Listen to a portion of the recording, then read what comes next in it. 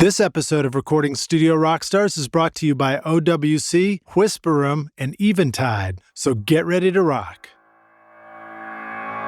Don't ever take anything too lightly. Don't ever take anything for granted. In the studios, things can go wrong so quickly. You have to maintain your focus all the time. As I went through my career and recording early on and then mastering, it is something I think about where you're it's just every time you think you got it figured out is when something jumps up and bites you. So you really do have to be vigilant.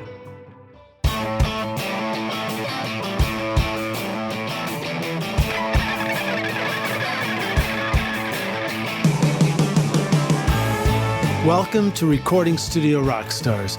I'm Lid Shaw, and this is the podcast created to help you become a rock star of the recording studio.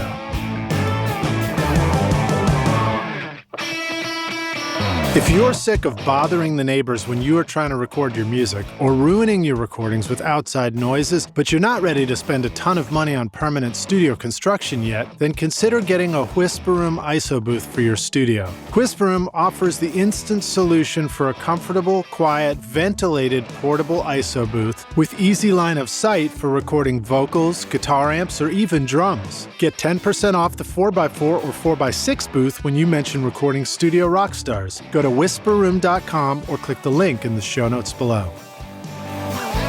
What do Michael Brower, Joe Ciccarelli, Mike Gazowski, Dave Pensato, and George Massenburg all have in common? They all have great things to say about Eventide. Originating in a New York City basement in 1971 with the original instant phaser and H910 harmonizer, Eventide continues to transform the sound of music with the iconic H9000 harmonizer, visionary guitar effects like the H9 pedal, and now a whole suite of incredible plugins for your studio. Go to eventide.com to learn more or click the link in the show notes below. This episode is sponsored by OWC, Otherworld Computing, which you can find at OWC.com, your trusted source for memory and speed upgrades, DIY installs, and used Macs for your studio. Let OWC focus on keeping your studio Mac in killer condition so that you can focus on making great music. Why ditch your existing Mac when you can take your studio far into the future with OWC? Learn more at OWC.com and learn how you can supercharge your studio Mac. The speed to create, the capacity to dream. Find out how awesome your Mac can be at OWC. Hey Rockstars, it's your host Lid Shaw, and welcome back to Recording Studio Rockstars, bringing you into the studio to learn from recording professionals so that you can make your best record ever and be a rock star of the studio yourself. My guest today is Ryan Smith, a mastering engineer at Sterling Sound. He's mastered records for a wide array of artists, including Greta Van Fleet, Elle King, and AC/DC. Ryan Smith began his journey in the world of audio when he moved to New York City in 1995, and in the late 90s, he moved through various recording studio gigs and other, quote, audio odd jobs around New York City.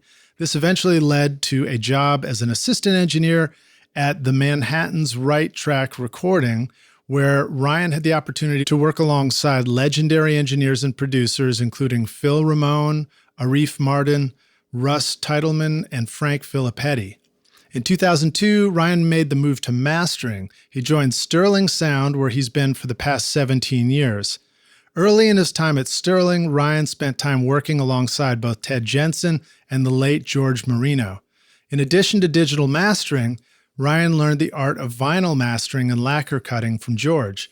During the current resurgence of vinyl, Ryan has become one of the most in-demand vinyl specialists around the world. After more than 20 years in New York, Sterling's 2018 move and expansion led Ryan to Nashville, Tennessee, right around the corner, literally, in my neighborhood here, where he and Ted Jensen opened Sterling's newest studio operation on Nashville's east side. I'm excited to talk with Ryan today about his mastering journey, but also really dig into what we can learn about doing some mastering ourselves.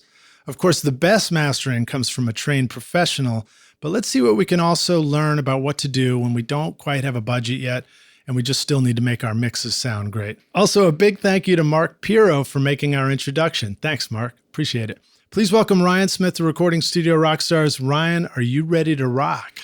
I am, Lidge. Dude, You are ready to rock. And, honestly, by definition of what you do, if we're not quite ready to rock, you're the one who like takes it to the next level and makes sure that we do rock. Okay. Got it. Roger.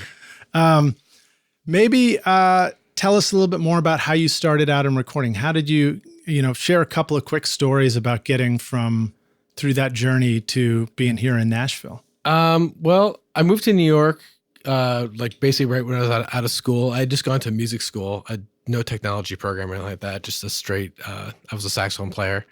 But I had an internship in a recording studio, and I moved back to New York to work in that studio. And it was sort of like, it was a really small, a little more than a project studio, but definitely not a full commercial operation. So I was kind of like half employed there. And then, like I said in my bio, I used to refer to it as audio odd jobs, which was like, like a live sound gig there, or like some kind of weird like live recording there, helping with like load ins, load outs. I worked for an audio rental company for a while. I just, I did that stuff too. Whatever I could do, to be able to afford to live in New York.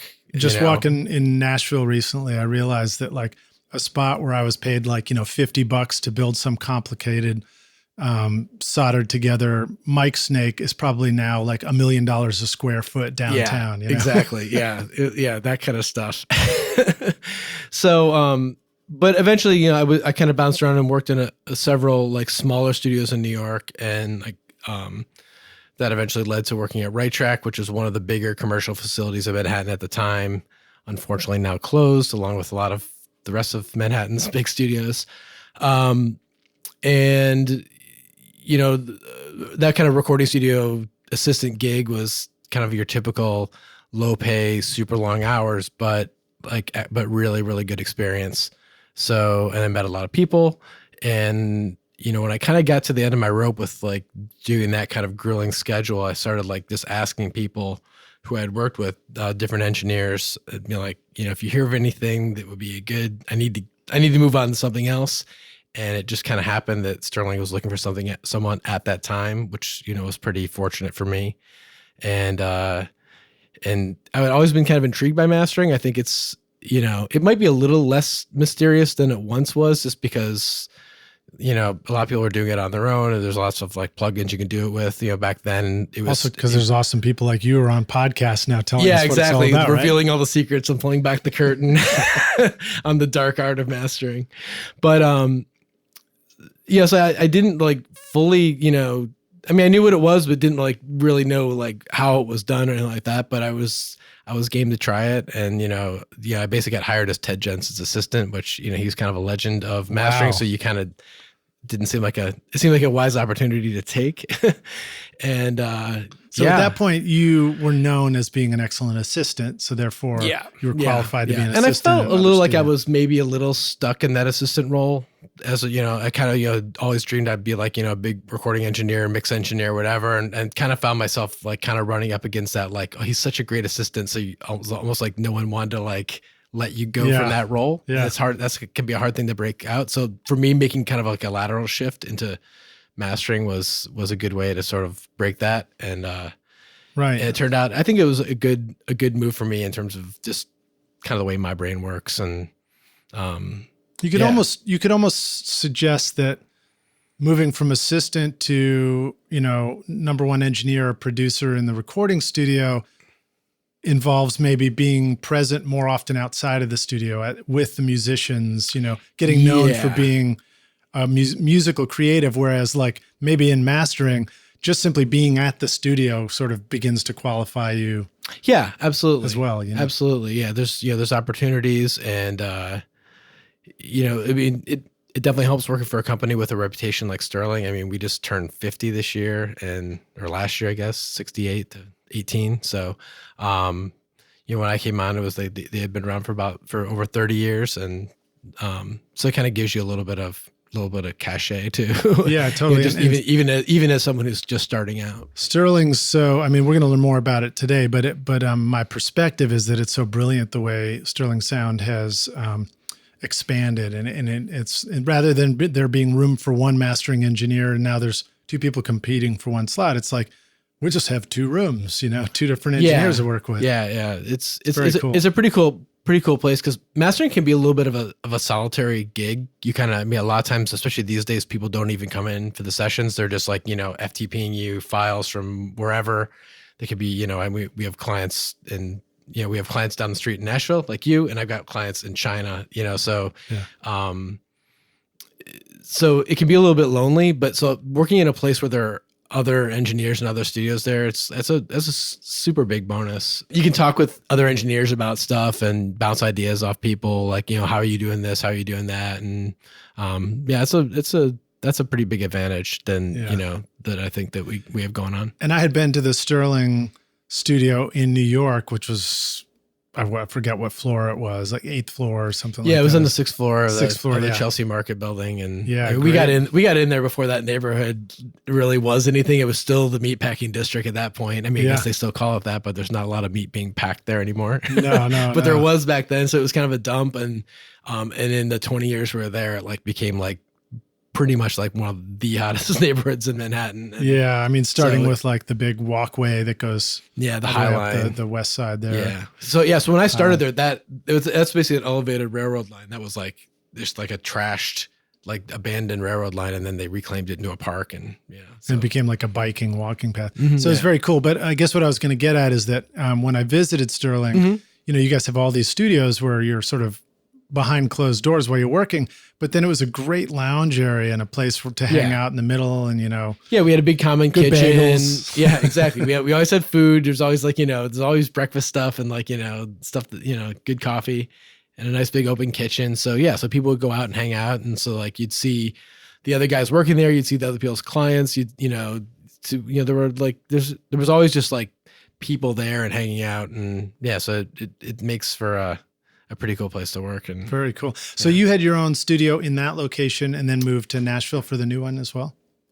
So after a few years working with Ted, I shifted over and worked with George Marino, and he had kind of gone to like, he was, moving on in his career. So he had cut down to 3 days a week.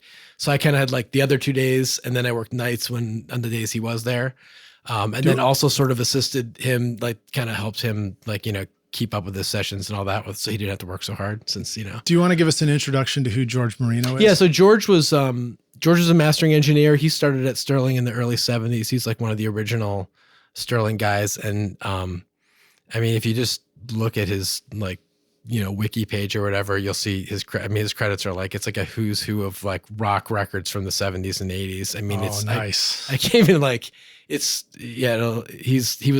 one of the greatest and just an amazing vinyl cutter. The first record he did when he moved to Sterling was the Allman Brothers, Brothers and Sisters. Wow. Which I mean, and it just gets better from there. Do you remember, I imagine there were probably a lot of records on the wall. Do you remember one that you just particularly loved the cover of back then? Oh yeah. Geez, so many. Greg Calby, who had the studio next to me, he did Tom Petty's Damn the Torpedoes and also Hard Promises, which both those I love those record covers. Yeah. I mean, they're kind of basic. They're just like Tom with like a little, but it's just like, I can remember both those being up on the wall. Just iconic. So I worked with George until he passed away in 2012. And then I just kind of inherited the room myself since then. So I've been on my own, had my own studio at Sterling since then. Now, I think you said in your bio that you really learned a lot about mastering vinyl from George. Yeah. So I know you get a lot of chance, maybe too much chance to talk about vinyl. So we can keep it brief if you want. Yeah, sure. Tell us a little bit about that and maybe also let us know what your connection with Mark Piero is. Yeah, sure. Shout out to you, Mark. Yeah, sure. So, vinyl, like, kind of came close to dying in like the late 90s and early thousands. Like it was kind of just kept alive by, like DJs, club music, and then maybe like, like kind of boutique audiophile kind of stuff. But at Sterling, I mean, at one point we had, I don't even know how many lathes, more than 10, because that's what mastering was, but They got rid of almost all of them. We were down to one. And around, I guess 2005 or 6, whatever, we kind of sensed this resurgence coming. We were like, wow, we're getting more call for this. And we're getting people, we're just getting more call for vinyl. So we bought another lathe. How long was the downtime window? What was the bear market for vinyl? I'm not sure when. Is it like a decade? I mean, when I started at Sterling in 2002, it was really low. I'm not sure how much before that it had already gone away. I mean, most of the main guys at Sterling had stopped cutting by that point, and we just had one guy who basically did all the cutting from digital masters for the most part. And this is like, that probably goes to like the late 90s to the early 2000s. So that's around where the deepest dip was. But I'm always sort of curious if it was about a decade, because it's like, probably. There was a dip in interest in analog gear, Yep. Neve was not interesting for a while and then came back again. I mean, actually I shouldn't say that lightly. People probably always love Neve, but there was like all this resurgence of vintage gear with eBay. I think same thing with keyboards and synths. Those kind of went away for a while and then came back. Yeah. I mean, you'll find like if you go back to records, like especially like rock records in like the mid to late 90s, like a lot of times there wasn't even a vinyl release at all. They just, by that point, and also it was kind of like made worse because with CDs, you could make things longer and then they didn't really fit on a single LP anymore. And if people weren't interested in putting out a single LP, they certainly weren't interested in putting out a double. Because CDs, a lot of times, like records are like an hour long or more, and 40 minutes is more ideal for an LP. So so that was sort of like, the dark days for vinyl. The dark days. Yeah. But we bought a second lathe in, I think 2007, maybe, when we kind of sensed it coming back, and we installed it into George's room. Cause he was kind of like, he hadn't been doing it for many years. And it's like, it's what he came up doing. It's like, that's what mastering was. When he started as a mastering engineer, it was cutting lacquers, from tapes. And so we installed it in his room, and he got to, kind of like refine that part of his craft. And with me working in there, I just was like, I'm like, I need to learn this. Can I refine that with you? Yeah. So he really showed me how to do it. And, I wish he hadn't gone so quickly, because there's, a lot of questions I didn't get to ask him about it, because it's a pretty intricate thing. But but he gave me all the building blocks for it, and then all his records are out there that you can listen to, and you can kind of compare yourself against those too. So would you actually pull up the records that he had done in the past and pull them up on? I guess you wouldn't play them back on the cutting lathe. Oh, you could actually. I mean, in a way, the cutting lathe is sort of the reference, because that's kind of how you align your cutting system, is by having a playback system on the lathe. But we have a couple different playbacks. But you would listen to those records in the mastering studio in George's room. Sure. And a lot of what we've gotten a lot of work from with the vinyl resurgence is reissues. A lot of records are out of print, so now there's this whole part of the market for putting out reissues of old records. And at Sterling, they kept most of the cutting notes from all time. That's cool. So we had these file cabinets like this full of cutting notes. So like there were times when I would be called on to remaster a record, and I'd go pull out the note, and it was George's cut. I could look at his notes. Now, they didn't really necessarily correlate exactly, because like the tape's age, or it might not have the exact same tape because the original master might be missing or gone, so you're cutting from a copy or something like that, and the equipment's different, but you could at least kind of like see generally what they did and what he did, and so it's pretty interesting. Kind of remarkable, considering that I would probably struggle to go find an old photo that I had on my computer from even 6 years ago right now. Well, it's interesting. They used to keep the cutting notes sorted by record label. So it wasn't, and then they would just put them in by like. Oh, so you needed to know what label that was on originally, and they would just do it by date. Like they wouldn't alphabetize it. So they would just like, the newest ones were in the front and the oldest ones were in the back. So you go in and be like, oh, this was on Columbia originally. So you're going through the Columbia thing, and you're like, well, it was a Columbia, and it came out in 1978. So you're kind of like going through, okay, 81, 80, 70, 78. And then you kind of go through, and then hopefully you find it. Some of them were missing, but most of them are there. What do you think is the simplest way? If you were just going to advise somebody, you're like, listen, I don't know exactly what you're doing, but here's a good way to think about keeping your files for the projects you're working on, so that 15 years from now you can go back and find it. How would you organize? I mean, it's funny. For vinyl, I still use those cards, because there's something about having something tangible when you're doing live moves. that it's easier than trying to like flip through something on a computer screen. But for my digital mastering, mastering's a little bit easier than like maybe a mix studio where we've got like a whole bunch of outboard gear. Like I've got, I'm dealing with 2 channels. So I have a spreadsheet that's all my gear and everything I have is like, stepped. So I just fill all that out. So I've got spreadsheets going back to, when I started at Sterling for all my projects, and I can easily pull them up, and I kind of just have a form that I made. So I put on like, So that form has all the answers to the questions you might have. Exactly. But my question is really dumb. Mm-hmm. Where, like, literally, what would you call the organization of folders so that you could go back and find your way I just back do it to by stuff? year and name the spreadsheet by the artist name. Okay, cool. That's simple. Would you put all the years into like a folder that's just the artist name? So you'd like start by looking for the so artist? I have like, for this year I've got like EQ logs 2019. And inside that there's a file for each project. It's a spreadsheet. So like for the project we worked on together, it says David Rogers, and the date that we did the initial mastering, and then there's like a sheet for each song. And then there's a note and you're like, no EQ exclamation point. Yeah, Lidge's mixes were so perfect. Cut flat. Awesome. All right.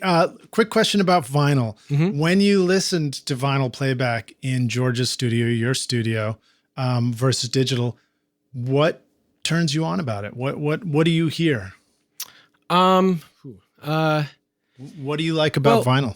Well, when it's done right, when it's done really well, the music really just kind of comes alive off it. I feel like it really jumps. It's got this kind of excitement that I feel like sometimes we try to engineer into digital recordings, but there's something about, to make something sound good on vinyl, you can't just blast it like you can, like people do these days with digital. You kind of have to be artful about what's going to make it sound like loud and punchy and all that. You can't just like compress the hell out of it and then it sounds exciting to somebody. So when things are done really well on vinyl, those guys, the guys who are the best at cutting, back when cutting was the thing, guys like George, Ted, Greg Calby, Bob Ludwig, Bernie Grumman, guys like that, Doug Sachs. I mean, they knew how to EQ things so that it came off that format just with this incredible sense of life. And so not all vinyl sounds great. If you don't know how to do that. Well, I've heard plenty of vinyl that doesn't sound so great. Yeah, because some people when we blanket statements, vinyl is so much better than digital. Well, I think vinyl can be, but it's not always. And it's got to be done by someone who understands what it's going to, like what you need to do, how you need to kind of like, and it's not the same for every project, but it takes some experience and yeah. I remember back in the 90s, there was a habit of just taking a record that had just been finished for CD. Mm-hmm. And I think we were even just still at the early stages of discovering how to even make stuff sound good on CD at that point. Sure. And then a band would just take that and just do like an instant transfer right over to vinyl. And I'd hear those records, an indie band or something. I'm like, God, this sounds horrible. Yeah. But it might have had the vibe. Might have been good at the party. Right.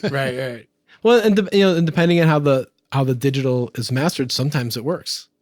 Right. But not all. But it takes a little bit of finesse and know-how to get it so that when you play it back, it really pops. And then I had an old roommate from architecture school who I remember he went off. This is a shout out to you, Sedge, if you're listening to this. but for a stretch there, he was out of college and he was working in architecture, but he was always a big music fan. We were together, we'd listen to, we were like comparing cassette tape formats of Rush records and stuff like that. Nice. But he spent all his money, because he was living at home for a while, just on his stereo. And he was like, dude, you got to hear vinyl. And I was like, really? What's it all about? And I went and visited him, and he had, the clear plexiglass turntable, and it was an air cushion that went over to the closet for a pump out of the way. And then these big, gorgeous speakers. And I think he put on like Kinda Blue or something like that. And we just listened to it. And I was like, holy crap. I had no idea music could sound that good coming out of a pair of speakers. And it was a transparency. It was like a realism. Mm-hmm. Like you said, it came to life. Yeah. Recording Studio Rockstars Academy is the place you can go to take your recording, mixing, and mastering to the next level. And you can start right now with my free introduction to mixing course, Mix Master Bundle. This course will show you how to get pro-sounding mixes from your home studio with free and stock plugins in Pro Tools. And the best part is that these mixing techniques will work for you in any DAW, whether you are in Logic, Cubase, PreSonus Studio One, Reaper, or anything else. Are you ready to make your best record ever? Then go to Mix Master Bundle to get started for free now, or look for the clickable link in the show notes of this episode. Let's talk about Mark. Yeah, sure. So, Mark works for Razor and Tie, but he runs a little like a sub label for them called Analog Spark, and he does just that. He does reissues of old records on vinyl, and then some SACD things as well, but mainly vinyl. So yes, I've worked with him on a handful of things. He actually they've kind of done some little more unusual. I mean, like you said, Kind of Blue, like that's like sort of the one we always laugh about, like cutting guys about, like with reissues. Like it's the record that's been like reissued like 1,000 times, and and like this is the best one ever. No, this is the best one. So. Mark, I think, has tried to do some things that other reissue labels haven't done. He's done a bunch of like old Broadway soundtracks. He's done some classical things, and then also some things kind of from that dark era that I was talking about, where like in the mid to late 90s, early 2000s, where things didn't get a vinyl release, or if they did, it was a really shoddy, kind of afterthought, release. So. Yeah, so he and I have worked on a bunch of stuff. And what's the name of that label again? Analog Spark. Analog Spark. Groovy.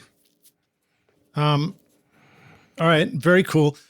Just to very, very quickly to the rock stars, if you were to say, hey, you're not into vinyl now, but you're really curious, what advice do you have for just getting started in it as far as like becoming a listener first? Get yourself at least a decent turntable. Don't be fooled by things that cost like, $50. It'll be disappointing. You don't have to spend $1,000 on a turntable, but you probably have to spend, $200 or $300 just to get something that's a real thing. Learn how to set it up. There's videos online so that, you can, get the tracking force balance and all that, and all the other little adjustments.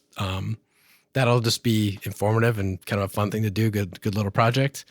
And, and then from there, it's like, it's fun because you can go, it's so much more accessible now. There are record stores again. There's places online to buy new vinyl. And then you can also, it's fun to go like crate digging and all that and try to find like, diamonds in the rough. And you find like your favorite record from when you were like in 6th grade or whatever. And, and take it home and listen to it. That's all right. Here's a dumb question for you. So I tried to, I did get an old vintage dual, vintage like 60s, 70s or something like that. It was a dual turntable, and I tried to set it up in my living room, and I couldn't even walk up to the record player without everything skipping and going crazy and haywire. What tips for struggling with that? Like, okay, I got this record player. Where the heck do I put it in my? Well, the more solid of a base you can have it on, the better. So and everyone, we're all limited by the furniture we have and how much money we want to spend on new furniture or whatever. But having it on something that's like as solid as possible is good, because that'll kind of help. If there's any kind of way you can do any kind of shock absorption or whatever.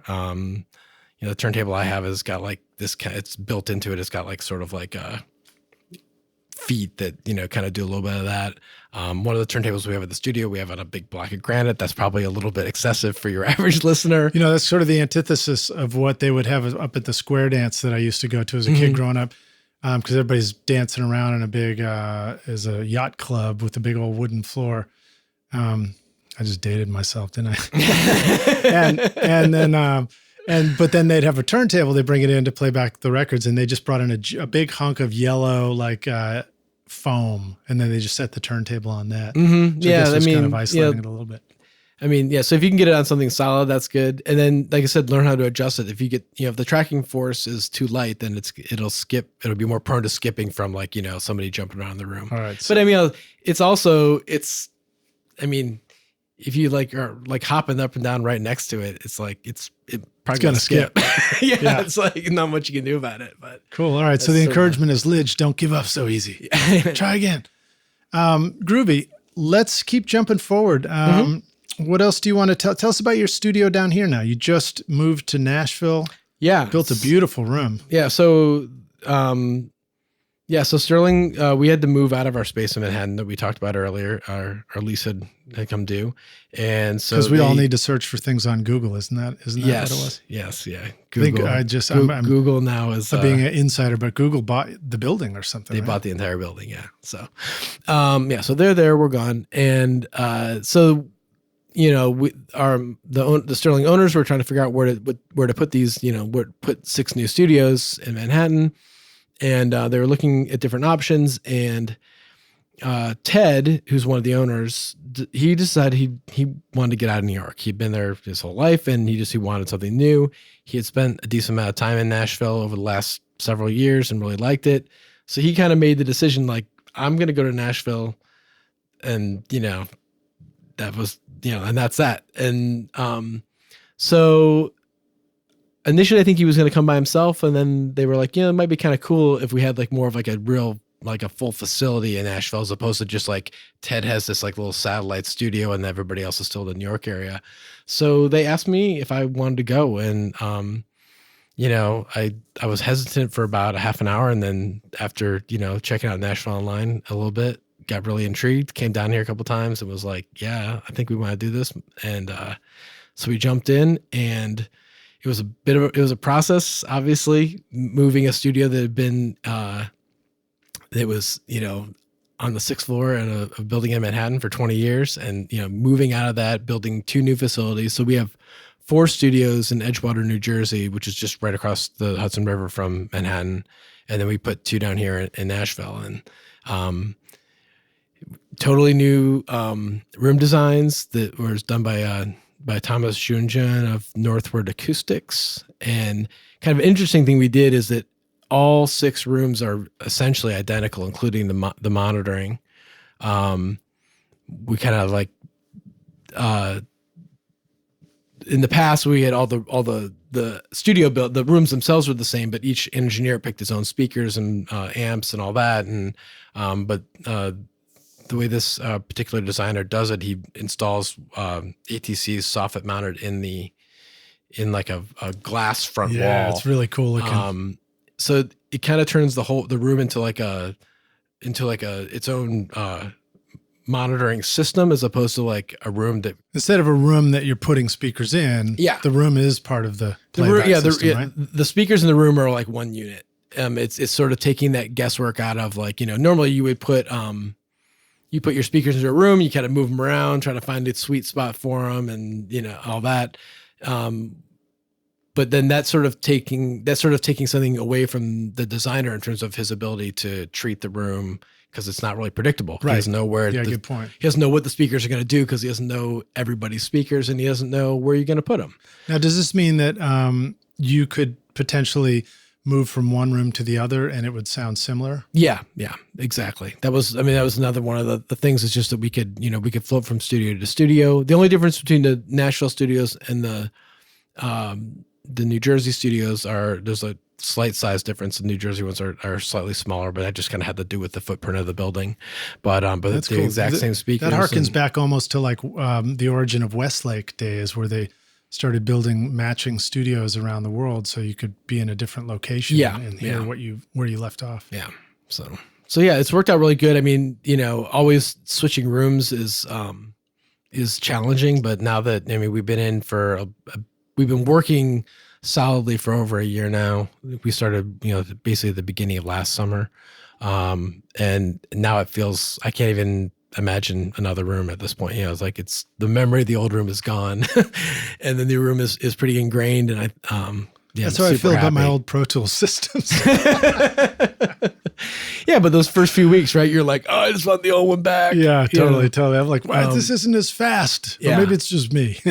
So, but it's really been great. And the move to Nashville's been great. It's a great town. Living here. Cool, man. Well, we're glad to have you here. Thank you. I mean, it was a trip to find out that our kids were going to the same school and playing in the same band and being in the same musicals for a minute there. Yeah. But very cool. Let's see. So you got a beautiful place. We just went over there and worked on the David Rogers record. Yeah. It was just awesome to sit back and listen to you work. And I guess luckily I've been doing this long enough to know that I don't need to get involved, and I definitely don't need to ask you a bunch of questions while you're working. I just need to listen and enjoy quietly, Right. And take a few silent Instagram selfies at the same time from the studio.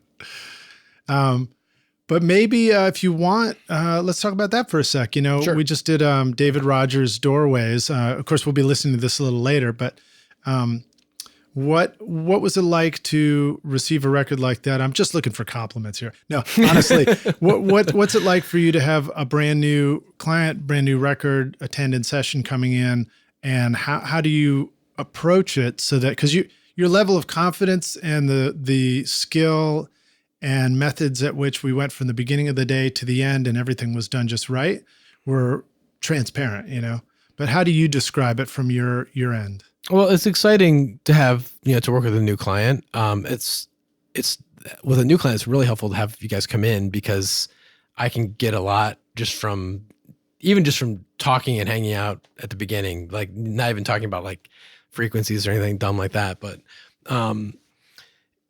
that's always the trickiest thing with mastering is just trying to figure out like, what does this person, this artist, this producer, engineer want from this record? And, so that's sort of, when you're working on your own, it can be really hard because, sometimes like, you might get an email of notes, but even that's a little bit tricky. Sorry, I thought you meant when you're working on your own record. Oh, no.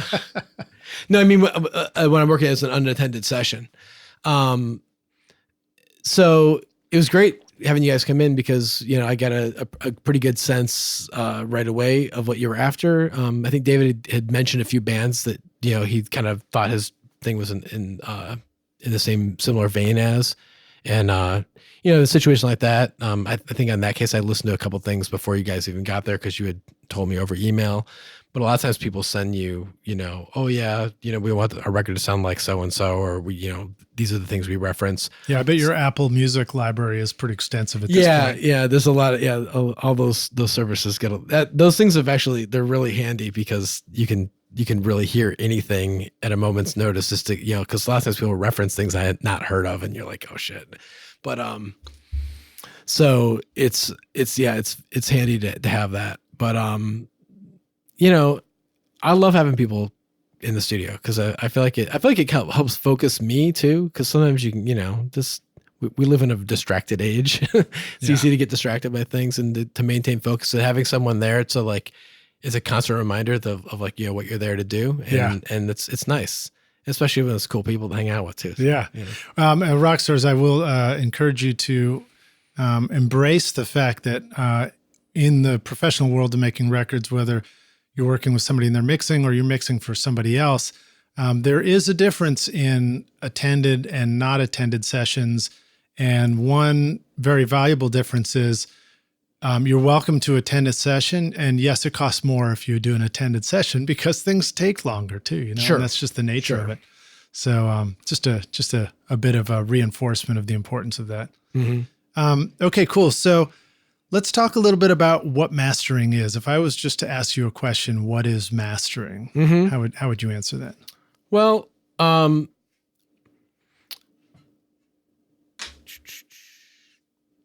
good answer. Yeah, that's it. You've never been asked that question. No, I've been asked it a million times, and I'm always thinking of like the bet. It's like I always feel like a little dissatisfied with my answer, or I feel like it's a little. You need bit that perfect soundbite. Yeah. It's hard to cull it down into just a soundbite. I mean, so really, what mastering is it's the last step in music production, right? It's, when it leaves the mastering studio, it's going out for consumption in the world. So it's your last chance to make whatever doesn't sound right. It's your last chance to make everything sound cohesive. So, historically mastering was generally centered around albums, and up with recording phase, mixing stage, you're usually dealing with things one song at a time, right? It's like, sit down, you're going to cut this track, then, whether you're going to mix this track. And then at the end, you've got this pile of mixes that have all been done on different days. Sometimes they've been done by different mixers in different or studios. different studios, different production teams, different references of what sounds good, everything. So in mastering is when you're going to try to pull all that together and stop thinking of them as individual elements and start thinking of them as a unit, as an album. So we're trying to EQ things so that the kind of tonality of the record is somewhat consistent. Obviously doing levels so that things play through, and you don't have to turn your volume control up and down.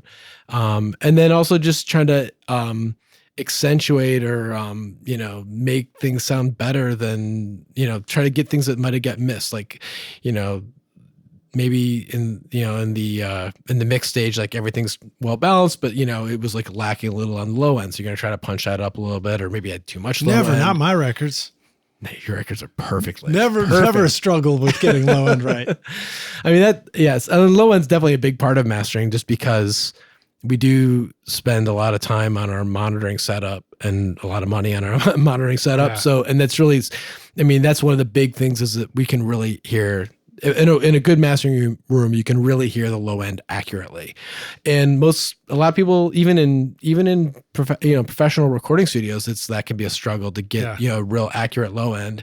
So, the mixer there's a bit of probably guesswork that has to go on, or referencing at different places. So hopefully in mastering, we can get that dialed in to be the best it can be. Yeah. Well, one thing that you did very nicely is you made my new car sound great, because I listened to the mastered mixes, and it's like, oh yeah, this is kicking, Yeah. And then I go back and listen to my original mix. It's like, okay. So it's like, I would describe mastering from the perspective of the artist or the mixer or the producer as like, you just make shit sound better. I mean, that's sort of like, that's the soundbite, really, that's what you're trying to do. I mean, it can kind of run the gamut. If things are really well done before they get to me, then you're just trying to sort of like give it that little extra 2-3% of whatever it needs, just to kind of like pop a little bit more. And then sometimes things come in really rough, and you're trying to really, save it and turn it into something that sounds more professional than when it came in, and, in all points in between. So, yeah. Groovy. Well, we're going to definitely dig more into that and kind of break down, some basic descriptions of how you're able to do things like that. But before we do, let's keep talking about, some of the history that you've had. And I like to ask also guests to share an inspirational quote on the podcast. Have you got anything that you want to share that kind of get us excited about hitting the studio and doing some mastering? Well, a phrase that always comes back to me is the first studio I worked in. The guy who owned it, his name is Steve Gabori. He's a keyboard player. He had this phrase in the studio. He's like, "Nothing is simple." And it's like, that sounds like kind of a dumb phrase, but it's like, when you really think about it, it's like, it's sort of like a call to like, don't ever take anything too lightly. Don't ever take anything for granted. That, you really have to be in the studios. Like, things can go wrong so quickly. If you take everything, you have to maintain your focus all the time to, and, I think when he first used to say that to me, he would say it to me all the time. Nothing is simple. Remember that, and I always thought it was kind of a flip little comment, but as I went through my career and in recording early on and then mastering, it's like, it is something I think about, where you're like, it's just every time you think you got it figured out is when something jumps up and bites you. So you really do have to be vigilant. True. And I think about like the paradox, or the, juxtaposition between simple and complex in the studio. If I play one of your records and I've got the volume turned up and I hear that one snare hit and it just sounds awesome, that moment for me was simple, that listening moment, but all the things that went into that perfect balance to make me have that one snare drum to listen to were complex to get there. Absolutely. Or like a tracking session. I've often described a tracking session as building the machine. So like, if you've got a band in the studio, you need to build the machine. It's like this instrument that you're all playing together to capture the music. Yeah. And the simple thing is that pinnacle moment where the performance happens and a single expression comes out on a guitar lick or a vocal note or something, and it just happens in that moment. That's simple, but getting there is complex. Absolutely. And you got to do all the complex stuff to be there at that moment. You know? Yeah. Make it sound effortless. Dig it, man. Yeah. Well, that's good advice. Tell us about some of the things that you remember learning from working with greats like Phil Ramone, and Arif Mardin, Russ, Titelman, and Frank Filipetti. So when I worked at Right Track, I mean, I was really lucky to work with some of those guys who are legends, so to speak. I think I really learned. I think it served me well for mastering, because in mastering you're always you're working in the service of somebody else. They're bringing you something that's mostly done, and you're just trying to take that over the finish line. And I think being a recording studio assistant, you're there. You're usually hired in as part of the studio package, and then this producer and artists are coming in from the outside. So you're learning how to like take care of them and allow them to as effortlessly as possible make something great. So those guys who are listed there were they had been around studios for a long time, a lot longer than I had at that point, and they were used to a certain level of like walking in and having everything just be right. Right. The record might not be done, but their understanding of what equals great was done. And when they walked in the room in the morning, they expected everything to be ready to go, working and all that. And they didn't settle for less. And, if you gave them that, they let you know it. So you learn really fast how to get things right and make it seem like you didn't do anything to get there. So I think that was a good thing. I mean, and then just watching those guys work. I mean, when you're an assistant engineer, I mean, if things are going well, you kind of get everything set up, and then you do have this kind of element where you can kind of sit back and observe a little bit. And, watching those guys work was, I mean, yeah, it was great. Well, let me ask you a quick question about that. So as an assistant, you saw that level of professionalism where the bar was set high, and it was like, you either meet the bar or you're in the wrong place as an assistant. Do you remember, and as we think about being in a position of maybe wanting to have an assistant help us with things that we do, and we're like, how do I impress the importance of these elements of what we're doing working, but also not come off like some kind of tyrannical asshole to my assistants? As an assistant yourself, what do you think were some of the motivators that made you feel like this is a standard that I want to strive to achieve, as opposed to like, whatever, this dude's just like, he just wants what he wants and I'm not interested? Am I just outing myself? Is that what I'm doing? No, the assistant thing is interesting. I mean, I think that, I'm not sure if I'm quite answering your question, but I think that the trick, at least that I felt like was you kind of have to always be thinking and always anticipating. And I think anticipating what the person who you're working for, what they're going to do next, what they're wanting. And if you're there and ready with it, people notice that. Yeah. And if you're not, it doesn't necessarily mean that like you're bad at it, but they also notice that too. Right. If something comes up that's a problem or whatever, and you're already sort of like have anticipated it, that's impressive. But right. If you haven't, it's sort of noted like, okay, well, he went and fixed the problem, but it's like, I had to wait for that to happen. I had to wait for it a little bit. So that's sort of, that's definitely a great way as an assistant to get noticed, is to be trying to think a couple steps ahead all the time and trying to foresee problems, so that when, when the engineer you're working for asks for something, you're already sort of half on it. What do you think it was that made you even want to be that good of an assistant? Well, I mean, I think I just wanted to be that close to music getting made. I mean, the really great thing about those sessions is, I got to see like these like amazing studio musicians coming in every day, and or bands coming in every day, and getting to, when when everything was done and recorders, someone pressed record and then you're just like, letting them play. It's like, you get to hear that. I mean, that was, that's the best. I mean, I definitely still miss that. I mean, I'm glad that I'm doing what I'm doing now, but there are days where I'm like, man, it'd be fun to be back in the recording studio every now and again, just because there's an excitement to that there is. But I'll tell you, like, there's also some excitement to go into the mastering studio for a day to listen to your finished thing come together. Yeah. So it's always a little bit grass is greener, right? Yeah, sure.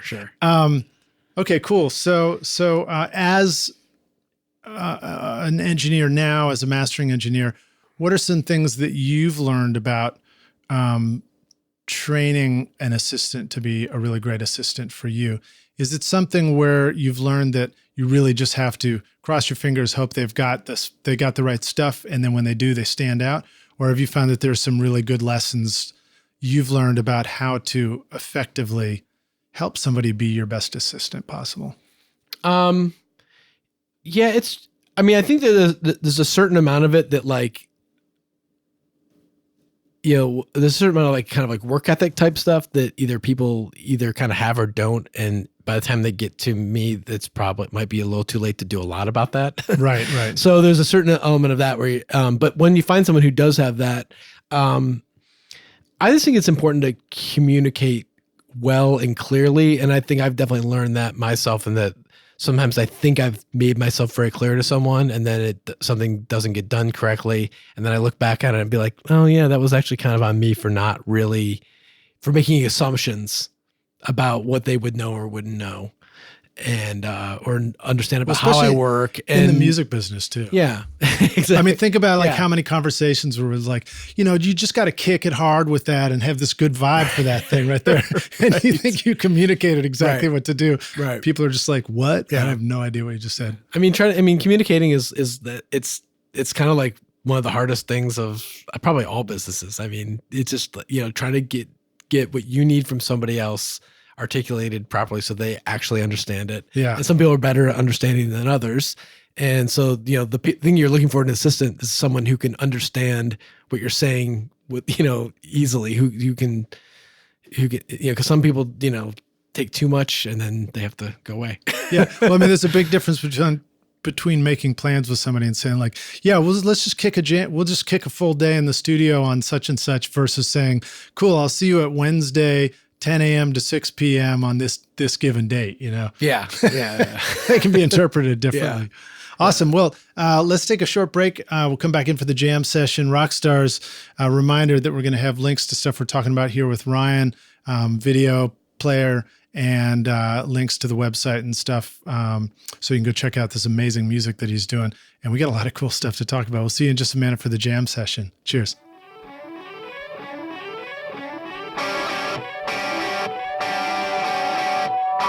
It was 1971 in a New York City basement when Eventide revolutionized the audio world by introducing the world's first studio effects processor, the Instant Phaser, and the first digital effect, the H910 Harmonizer. Eventide soon followed with the Instant Flanger, Omnipressor, SP2016 Reverb, and H949 and H3000 Harmonizers, which have been favorites of A-list mixers like Michael Brower, Joe Ciccarelli, Mick Guzowski, and Dave Pensato, and heard on countless hit records over the decades. Today, Eventide brings all that sound to your stage and studio with modern solutions like the H9000 Harmonizer, their complete line of guitar pedals, including the versatile H9 Max, and transformative plugins like Micropitch, Physion, Black Hole, and Mangled Reverb. Take your next mix in your studio to a whole new level.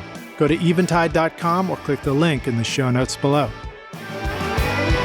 Are you sick of bothering family and neighbors when you're just trying to rehearse or record your music? Do outside noises or computer fans get into your studio mics and ruin your recordings? You could book a pro studio to record every time, but that would add up quickly, and doing permanent construction to soundproof your studio can easily cost up to $100,000 or more. Trust me, I know. And you can't take that with you when you eventually move the studio. Don't you wish there was an easy solution right now? Whisper Room ISO Booths offers a simple way to install a comfortable, quiet, ventilated ISO booth in your studio with easy line of sight for recording vocals, guitar amps, or even drums in a variety of sizes. For 30 years, Whisper Room has been solving studio isolation needs worldwide with ISO booths that are shippable, portable, and can be assembled in an afternoon. Now you can get pro vocal recordings right in your home studio, practice whenever you want, and start using real guitar amps again. Get 10% off the 4x4 or 4x6 booths when you mention Recording Studio Rockstars at whisperroom.com or click the link in the show notes below. Are you using a Mac in your recording studio? Are you tired of feeling like the studio setup you worked so hard to create is becoming obsolete too quickly? Wouldn't it feel great to have a trusted friend to help you keep your existing Mac and studio setup current and relevant so that you can focus on the thing you love most, which is making great music? Well, now you can rely on OWC, Otherworld Computing, which you can find at OWC.com, whose mission it is to help you get the most mileage out of your Mac. Whether you need to upgrade your RAM, install an SSD, add more connectivity, or simply find a great used Mac that's ready to rock, OWC will help take your studio far into the future with a vast library of DIY install videos, 24/7 friendly support, and free shipping in the US on most items over $49. Why get frustrated and ditch your existing computer when you can take your studio far into the future with OWC? Learn more at OWC.com and find out how awesome your Mac can be at OWC.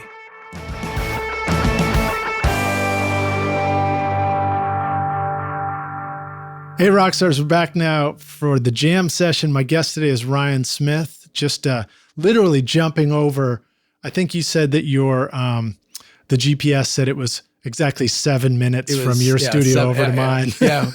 I was supposed to be over here. I'm like, oh shit, I'm gonna be late. And I'm like, oh, 7 minutes late. And that was generous. That's awesome. I don't think there's a single stoplight in between. Maybe one. And it was green. Proud to say that my studio is located right next to Sterling Sound. That's pretty cool. So welcome back, man. You ready to jam a little bit? I'm ready to jam. All right, man. Tell us again. You answered what mastering is. We talked about it philosophically, but if you were to describe some of the tools that you use, because you're obviously doing something to the music and mix we bring in. Sure. So what are some tools that you would reach for in a mastering process? You know, maybe not ones that you use every single time, but like if you were just like, here's my mastering bundle. What's the Ryan mastering bundle look like? Well, my sort of method is sort of two-stage. I've got like an analog end of things and then a digital component as well. So I usually start by running all my source mixes through the analog stuff. So I mean my real workhorse is my Soundtech EQ, which is we're pretty lucky to have at Sterling. It's been like it's like one of the greatest mastering EQs, and it's been Soundtech. Okay. Soundtech, yeah. It's basically like the. Don't you love that you get to give me the basics? Yeah. You're like, no, dude. I mean, we've had those equalizers since the 70s at Sterling, and it's been like lovingly rebuilt by our techs. We're blessed to have, on-site techs who don't just fix stuff, but like also come up with ideas to make things better. Oh yeah, I met him briefly. Will you remind us who? His name is Barry Wolfson. Gary? Barry. Yeah, Barry Wolfson. And he's just like one of those guys where, he'll like just kind of come in and be like, I got an idea to make this better, point to a piece of gear, whatever it is. And then kind of tell me what he wants to do. And I'll, try it. And, all right, that's cool. Barry, we're coming for you, man. I'll probably have you on the podcast if you want to come join us and talk about that. Yeah. So I go through my analog stuff first. I have what we call a transfer console, which is basically like level in, level out, and then a bunch of inserts in between, which is, and that console also is a custom built piece. And then it goes back into the computer, and then I layer on the plugins as needed. These days to get the right kind of like loud digital level that people expect, like most of the limiting and compression happens in the computer. Okay. So are there sometimes you use outboard compression as well? Yeah, but that's usually gentler. It's really more like kind of like for a little like glue. The tone of the compressor too. Yes, it's sort of like if someone like I always think about it like, when a mixer like mixing on a console or whatever might have like, a compressor on the two bus, right? Just like like in like the old days, like the SSL built-in compressors or the different things people used to use. So I feel like a lot of times I get things these days that don't have enough of that kind of thing on it, that maybe it could have used some in the mix stage, and it's fine that they didn't do it, because so I can do that. I've got two different analog compressors that I use, and like I said, usually relatively gentle. It's kind of a little bit more for feel than to actually really clamp down on something. And then the digital tools these days have gotten pretty good in terms of to be able to get things up to the levels that they need to be competitive, as we like to say. Do you feel like you're using a lot of the same plugins that the rest of us are using and just using them wisely, or do you have sort of a suite of mastering focused plugins, or is it not even a plugins question that I should be asking? No, I mean, I think a lot of the stuff I use is pretty common. Like, I use like different of the fab filters and some waves things. I use a couple plugins by a company called CubeTech, an EQ and a multi-band compressor that I don't really use in multi-band mode. I really just use just a straight compressor. Has like a soft limit feature that is nice. That one's maybe a little less common. People probably don't know about that.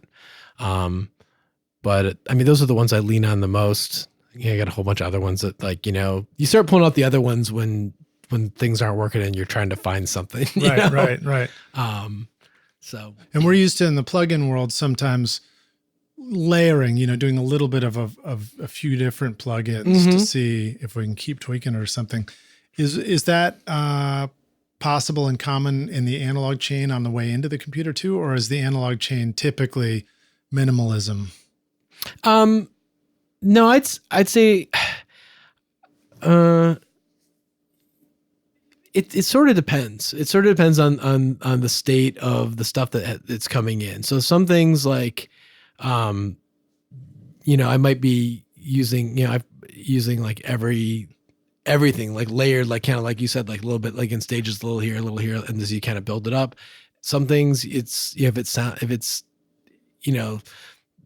in mastering, the worst thing you can do is have something come out sounding worse than when it came in. So if something sounds really good, then you're just trying to get out of the way of it. Just try to get it from whatever format it came in at into whatever format it's going to get released in, and sounding, as close as not messing it up. So sometimes you're using, almost nothing, but is that part of a process for you in the mastering where you are able to go back and forth between the original and the master? Yeah. So A-Being is a big part of it. So I've got like a monitor console I've got like different digital inputs, all like, on push buttons, and they're assignable.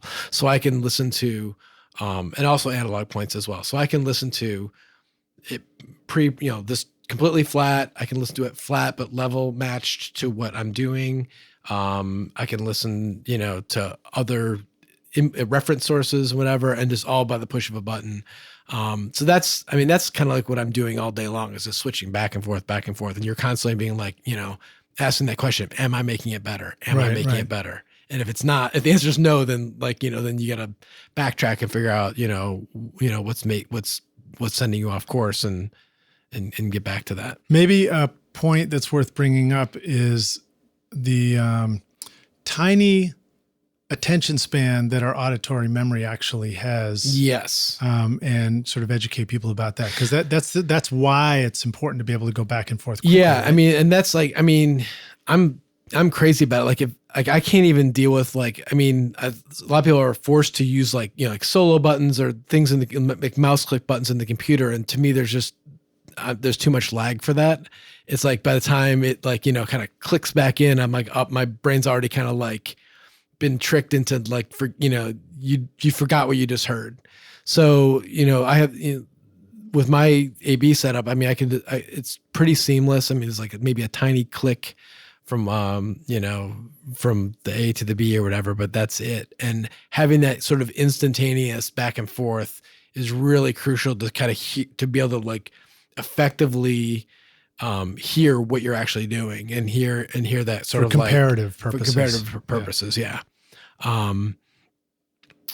Yeah, that's a big deal. I mean, I use a lot, like you were asking about plugins. A lot of plugins these days, and they've gotten really good with it, have the A/B features where you can like, so you set up like an EQ, like the Fab Filters have this.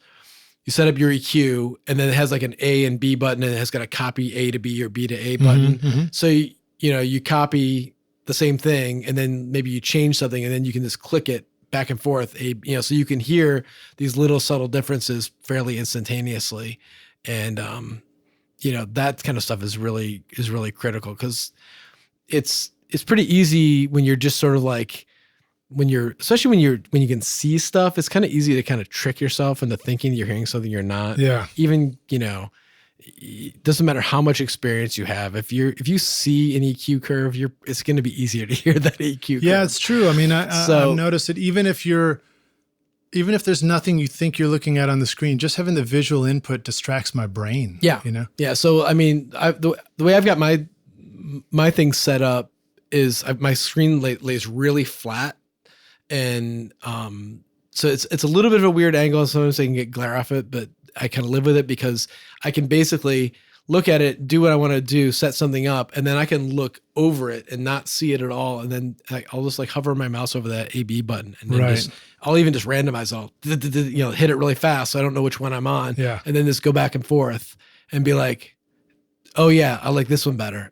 It was the original. Actually, the new thing I did, actually, I don't like as well. There's maybe you know about this, but I think it was Nugent that made a very cool plugin that was called like the random A/B button. Oh yeah, and you would set it up so you could do comparative listening, and not know which one you just say which one you like better, and you could have like 10 people take turns at the console or something listening and picking one. And you actually didn't know which one you were listening to. Yep. And then at the end, it shows you which one won, which is kind of a fun little thing. Yeah. Well, I mean, I think blind comparison is really, really valuable. Yeah. There's different ways you can kind of set it up for yourself.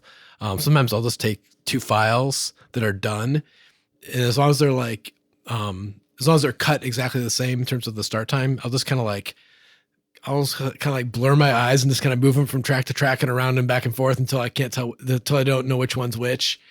And then, ABM back and forth and then pick them that way. Cause sometimes you get to a point with something when you're like 99% sure it's done, but you're like contemplating adding this one extra little thing, but then you're not really sure if it's like, cause sometimes you can, especially in mastering, you can be making something better and you're focused on that one thing that you're making better, but then you kind of don't realize you're making something else a little worse. Yeah.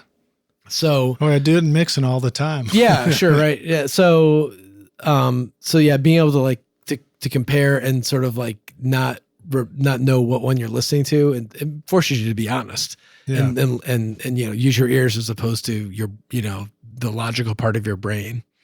So. I think, and, if we're trying to do comparative listening like that in Pro Tools, probably a good way to do it, because Pro Tools now you could be on one track and do Shift S. And if there's just two tracks to compare, it'll toggle the solo from one to the other. Oh yeah. So perfect. If you looked away at the screen, I'm coming up this right now, Rockstar. Yeah, there you go. But you can if you have a trackpad like I do, you can triple finger swipe. And that will actually switch your desktop out. I don't remember if you can still push the buttons once you're looking at a different desktop, but that would allow you to not look at the screen. There was another great trick where it was like the bear claw and eject or something like that will turn off the screen for a moment. And, if you could get the screen off for a second, you could just do a button where you're going back and forth until you're like, okay, I definitely like this one better. Then turn it on and see which of the two tracks you soloed. Maybe that would be a way to do it. Yeah. I mean, if you can figure out a way that works for you so that you can, like I said, make an honest with your ears comparison as opposed to, it's psychoacoustics and kind of like your own bias on like, if you come up with an idea of what you think will sound good on something, you're biased to think it's going to sound better. Yeah. Right. Yeah. It's like confirmation. This needs some 3K. Now, yeah, it's like now you like grab 3K and you're like, yeah, man, sounds great. Yeah. But then sometimes you like step away from it and then blind check it and you're like, oh, I like this one better. Oh, it's actually the one without the 3K shit. Yeah, that happens to me plenty of times. So it's humbling, but it's a great way to make sure that you're really doing what you think you're doing and not just talking yourself into something. Okay, cool. So let me jump to a record that you did. Greta Van Fleet and Quicksand, a couple of bands that are in our YouTube playlist. Yep. They both have really punchy drums. How can you retain the punchiness when mastering? Tell us how it relates to things like limiting and saturation. Yeah, sure. It's tricky. Or how you can maybe even screw up the punchiness. Yeah, for sure. I mean, so just with the levels that modern digital music exists at these days, it's hard because, you're generally adding a good amount of limiting and compression to something. And what that does is takes away the peaks, and which then takes away the punchiness of the drums, especially. I've sort of come up with like a chain of, you talked about like layering EQs before. I mean, I kind of have a bit of a chain of plugins that in a certain order that seem to work well for me. And so, is that something you can reveal, or will you have to kill me after this podcast? It's those same ones that I mentioned before. It's that Cube Tech plugin and the Fab limiter for the most part. A couple other things sometimes, but that's usually where I start with. And then it's a matter of like balancing those limiters, like, pushing one to a certain point and then, carrying on with the next one. You just said limiters plural, so that's already education for us. There's room for more than one limiter in this town? There is. In this one horse town? Is, yeah, there is. Yeah, I mean, I think all mastering engineers kind of are doing maybe sort of a similar thing where you're layering different, a few different ones. It's sort of, let me take a second here. That's all right. That's all right. Yeah, I mean, you can. It's just a matter of getting, if you just, I find if you just run one limiter, you're going to get to a point where it's going to stop sounding good. And if you need to go louder for some reason, then you're out of luck. So right. I mean, kind of as a necessity. I mean, 15 years ago, I feel like we could sometimes get away with records being a little less loud than they are now. And so maybe that one limiter was enough. Also, the technology wasn't as good. So you didn't have you didn't have a choice of like. Everybody had the L2 in the rack or something. Yeah, like that. Yeah, exactly. I mean, for sure. And so but back to your question of drums. And I think that with drums too, especially with the low end of drums is, you're going to need to like kind of sculpt the low end so that, you're going to get rid of the stuff that doesn't need to be there. Cause that's just taking up space. It's taking up headroom basically. And try to keep the stuff that's actually, moving the song along. So sometimes you gotta like figure out where that kick drum frequency is and, find something around there to push through while maybe getting rid of some other stuff so that there's room for it. Cause if you just, take like a kind of a broadband, jack the low end up, it's just going to mush out. And, right. Right. And same thing with the snare. And snare can be hard because it's, it definitely will want to suck in. And so sometimes you need to do a little extra EQ to kind of try to pop that back through. That's a little trickier because the snare drum rests in a frequency where a lot of other stuff exists as well. So, you try to pull the snare out. You might also be pulling the vocal up or guitars or keyboards or so you probably learn early on to train your ear to listen for all the things you're not working on. Yeah. While you're adjusting an EQ. Yeah. So I remember hearing some interesting, feedback from a buddy of mine. I think Chris James, shout out to you, Chris, but he once pointed out to me that he was like, dude, one of the mastering secrets they were doing, and this is going back a while, so it's probably like, oh yeah, we don't do that anymore. But it was like clipping the converters on the way into the computer. Oh yeah, that was a big, yeah. That was a big thing. We don't do that so much anymore, Okay, but that was definitely, I mean, I think there's still people who do, but I don't anymore. But for sure that was a big thing that, it's a way to just shave off the transient, but Yeah. not actually adjust other things. But it also probably introduced harmonic distortion. Yeah, and sometimes you get like little like, staticky, clicky kind of distortion, that sort of basically like digital overload basically. But some converters were a little more forgiving of that. You could hit them pretty hard before that would sort of be introduced into the signal. So we can forget about that technique now. I mean, I wouldn't advise it at this point. All right, cool. But if you can find a way to make it work, if it sounds good, it sounds good. So what are some limiter plugins that you really enjoy? I think you mentioned the Fab filter. What are some others that are worth us taking a look at?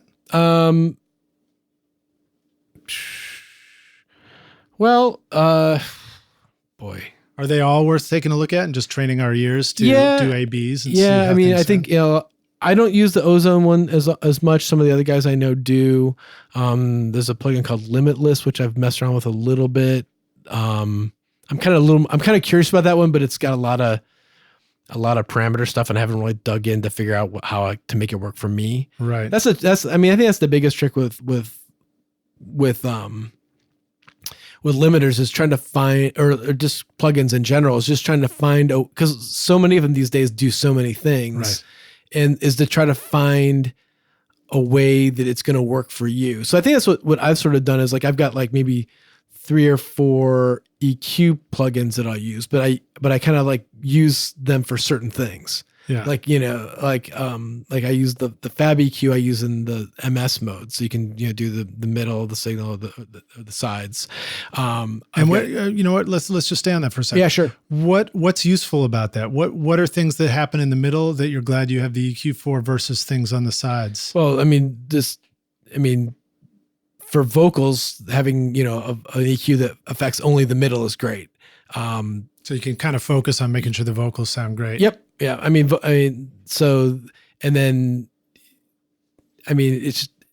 as simple as it sounds, really. It's like, if you can have an EQ that affects things that are only in this, typical rock song, let's say that you're talking about Quicksand, like their guitars are pretty much panned wide, right?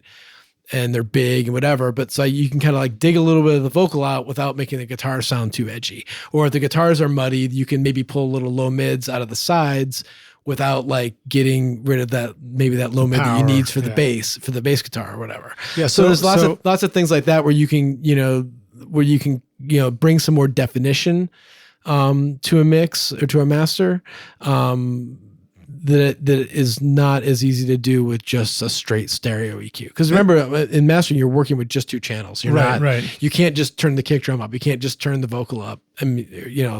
So a lot of times you're looking for little things, and I'm not like trying to like, blast things out usually by that point, but you're just looking for that little like, man, this sounds great, but the vocal is just tucking in just a little bit. And if I can just give it a little bit of this, find this like little spot in the mid range, it'll just kind of pop it just a little bit. That's great. That's what I was going to ask. It's like, that's a great tool to use. It's not the one where you're looking for this, I need to add a smiley face to this whole mix, or something like that. Right. But it's more like you've already got everything maybe sounding pretty great, but it still just needs that control either on the sides or in the middle. And then you add it and use it there. Yeah. And then for like things like, like you said, like a smiley face kind of thing, like there's other EQs you can, that might have that might be better for that, for just like, kind of giving a real kind of general broad strokes kind of like, right, shoot. What are some other ones that are kind of fun to look at? Well, on the analog side, that Soundtech EQ, like, it just has like the best top end ever, but so it gives you the air and the just the openness that doesn't have the digital edge that the plugins sometimes do. Well, and just a lot of even other analog EQs do. It's like it feels brighter, but it doesn't sound brighter. Right, it's kind of what I'll say. It's like it sounds like more open and more airy, but it doesn't have a lot of like. Just sounds like you're all of a sudden you're on better gear. Like, oh, my stereo's, it's just a better stereo now. Yeah. Yes, I mean that's kind of like that's my favorite for that. For in the box, I mean, the Cube Tech EQ I use more. And that's Cube Tech. Cube Tech, yeah. Okay, cool. they used to make a system, maybe they still do, called the Audio Cube, that was like a whole like turnkey mastering system, but now the plugins are available, a la carte now. I use some of the UAD stuff a little bit. Some of those can be fun when you're kind of looking for a little extra flavor. Just How often do you reach for a analog tape simulator in the mastering process? I've messed around with it a little bit, the ATR plugin on the UAD stuff, but being that I have a tape machine, it's like I just would tend to. I mean, I always feel like that's one of those things, bouncing the tape and mastering, that always sounds like an awesome idea, and so often doesn't really work. Right. and you have to have that strength to be like, this was a good try, but we're gonna have to put this away now. Yeah, I've certainly had that request. Hey, can we just bounce it off the tape? And I think that there's a lot of misconceptions about what tape will do to it, and a lot of times you lose a little clarity, and that is something that ends up not being desirable, even though it might add some kind of cool like vibe to it, but it has to be the right thing for it. But that can be great at the recording stage, because then you're still going to have a chance to balance the mix with these new tones. Exactly. Later, So which is hopefully what I'll be doing very soon. Yeah. I just got my analog man. JH16. It's humming there in the background, Rockstar. It looks great. Our amazing isotope denoiser plugins probably won't let you hear it on this podcast, but it's just purring away and waiting for some rock and roll soon. All right, cool. So Punchy Drums got a lot to do with these careful uses of different limiting and finding the right balance of that. What about low end? What are some places that where do we bring you our struggles from the studio to the mastering room, and how do you address those? Well, you get a lot of things where you can kind of hear where the limitations in the listening environment is. And a lot of times it's just, there'll be a lot of excess low end because there's some stuff that's like maybe real sub that people just aren't hearing in their room, or there's a big bump in the room. So you get a hole in the low end where they tried to EQ something out because they thought it was too much, but it actually was like an effect of the room. Right. So a lot of times you're just sort of trying to, reverse whatever that is. When things are pretty close, I think that it's important to remember that it can be tricky. For me in mastering, like I've got a system that goes down really deep, really flat, but I also have to remember that most people can't hear that.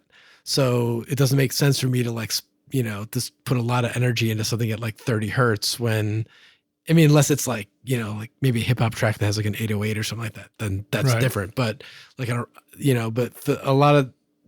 something, you kind of know what's going to sound good on your average, consumer playback. Let's talk about our cars for a second. So I just got a 2019 Kia Forte, and I'm real proud of it. That's why I just name dropped it, Rockstars. Yeah. But, I'm listening to a couple of records. It's got the Apple Play thing in it now. And it's really fun for me to just click a button and start hearing some, contemporary music in there. But it's always a challenge and a pursuit. Like, you can tell when the low end feels great in the car, but learning and training myself to know where is that, and I'll do things like I'll even break out a little sine wave sweep, and I'll just kind of move around down there and be like, oh, that's what I'm hearing is down here. It's like 40 to 80 or something like that. And have you learned anything about what you feel just from working with enough people and enough records? When people talk about it's got to be thumping and kicking in the car, where they're really talking about? Well, I think it depends on where the key of the song is and the way the drums and the drums are tuned. That is going to change it all the time. Because I feel like it gets a little specific in terms of like when I'm mastering and trying to find kind of the sweet spot in the low end. Let's just take for a moment. Let's just say rock, and we're talking about a real kick drum and a real electric bass. It's probably around somewhere between 50 and 70. And the key is either E or up to A. It's, you know, it's usually somewhere between 50 and 70 is like where I'm like, Right. I'm like kind of sweeping around and trying to find something that's going to give it that little, that's going to make it punch more. Yeah. I find a trick sometimes I do that seems to sort of work is that I'll find like where the kick drum, like if I sweep a frequency through that range and find where it really makes the kick drum the loudest, whether it sounds good or not, just the loudest. If I go just a slightly below that somewhere, is that tends to sound really good because it's like Translates well. It's like it's giving it more beef, but it's not making it too hard. Because sometimes if you get too much right on the nose, and you start bringing the level up, that it starts to sound kind of hard and like a little bit a little flattened out. Right. Like a little over limited, really, I guess. So sometimes I think going like like if you find like, oh wow, the kick drum really knocks at like 68, but then you add maybe at like just a little below that, like at 60 or 55 or something. Oh, interesting. When you say a little below that, you mean a different frequency. Yeah, different frequency. Yeah. Yeah. Very cool. All right. Yeah. That's a good tip. And then I don't know if it would work in mixing, but it works in mastering. Here's what I've been thinking about, and you can comment on this, but I've been thinking that the frequencies below that, when you discover where those are, they're not, some frequencies below that going down into the subs are actually just totally screwing up your mix, rock stars, and you just didn't even know it because it's stealing the energy from your entire mix setup, and you're not really hearing it. You're making the speakers move, which is fighting against all these frequencies that are important, but everything below that is not unimportant or needs to be gone completely. No. Sometimes the very low subs going down to, 40 and 30 are actually what do make a final mix and master sound really amazing. But but I begin to think about it like this. There's this moment of energy where the kick and the bass hit that you really notice. And then the lower subs are almost like the breath that happens after, the little bit of sustain. Nowhere near as loud, but if it's missing in that little, it needs to be there. Them or hear them in the silence. It needs to be there. It provides sort of the foundation for those things to sit on. If those are if they're too rolled out, then it feels, it doesn't feel stable. Right. It doesn't have real power. Yeah. All right, cool. So let's see, what's my next question for you here? We talked about outboard gear and plugins. It's great. How do you keep your ears accurate? How do you make sure that your ability to judge what you're hearing is something that you can trust and rely on all day long?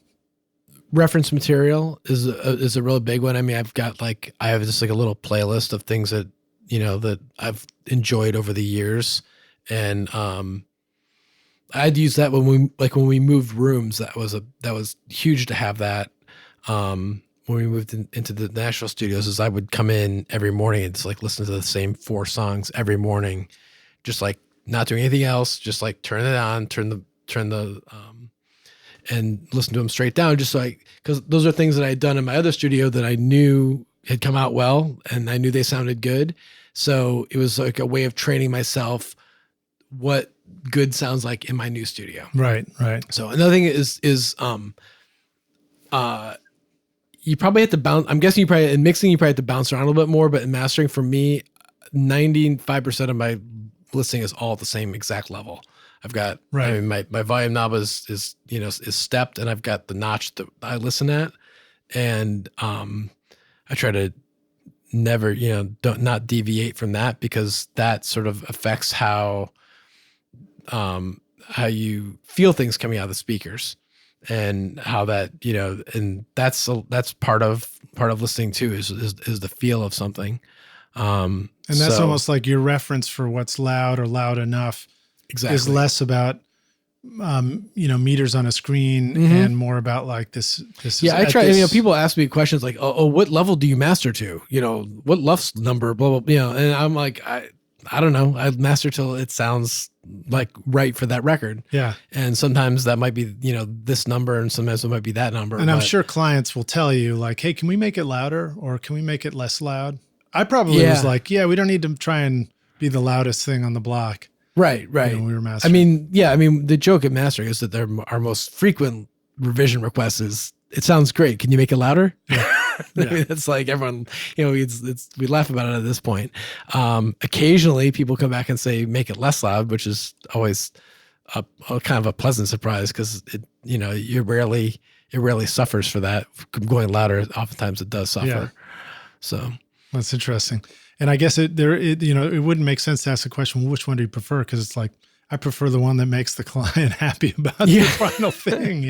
They all. Well, I mean, great. I want to make it sound the best that it can, and sometimes clients, they force you to take things that's not where you would have wanted them to go, but it's not my record; it's their record. So, yeah, I forgot whose quote it was. It said like, when people leave the music store, they don't leave humming the sound of the console on their favorite hit song, Exactly. And it's probably the same thing for loudness. It's like they're going to like the singer in the song or they're not, Yeah, no. I mean, that's the key element. We're trying to, put it in the best package for people to hear it and all that. But,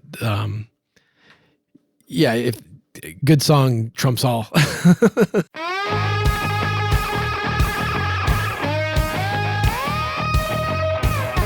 Want to record killer drums in your home studio? Then check out Rockstars of Drums to learn how to record, edit, and mix pro-sounding drums with a professional Nashville session drummer in a Grammy-winning studio. Or if you're ready to start mastering your own records at home, then check out Rockstars of Mastering, where I walk you through exactly how I mastered my own record, Skadoosh, using nothing but plugins in Presona Studio One. And if mixing is your focus, then check out my free course Mixmaster Bundle, where I show you how to mix using stock and free plugins in Pro Tools. And the best part is these techniques would work for you in whichever DAW you're using right now. Plus, you get a look at how I recorded everything in my studio and multi-track downloads for you to practice mixing and even include in your mixing portfolio if you want. Are you ready to make your best record ever? Then go to Mixmaster Bundle to get started for free now, or look for the clickable link in the show notes of this episode.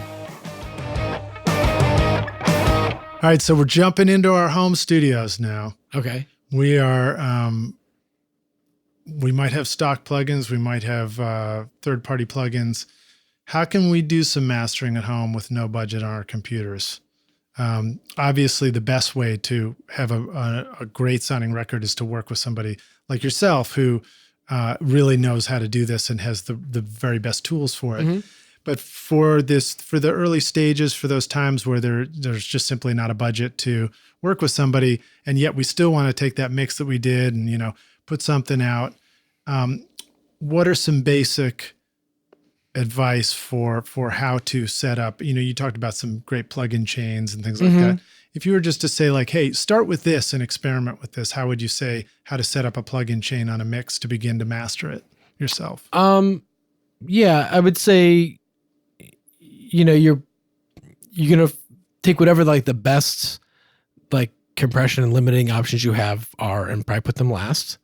Then you're going to set up whatever EQs that you have access to, probably before that. And then I would say make sure that you're giving those plugins enough headroom.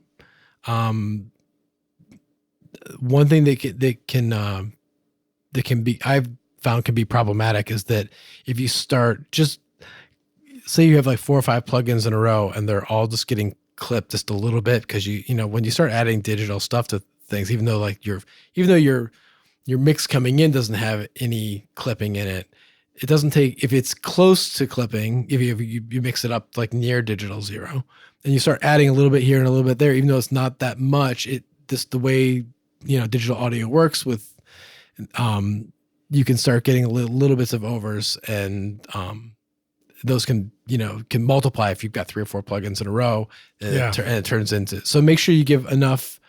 Sometimes it means you got to turn that mix down a bit before you get those plugins, so that you're only limiting it where you think you are, as opposed to hitting a bunch of digital ceilings before you get there. Now, do you remember?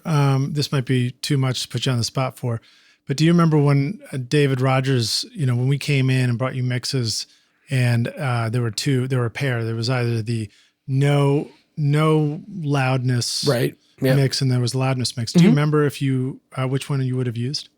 I'm pretty sure I used the lower level one. Okay, dig it. Great. Yeah. So that was a good choice then. Awesome. Yeah. I mean, we get sent that a lot. A lot of times people send us, usually the louder one is more is like a reference. This is what the mixer. This is what I've given to the artist or the producer to listen to approve from.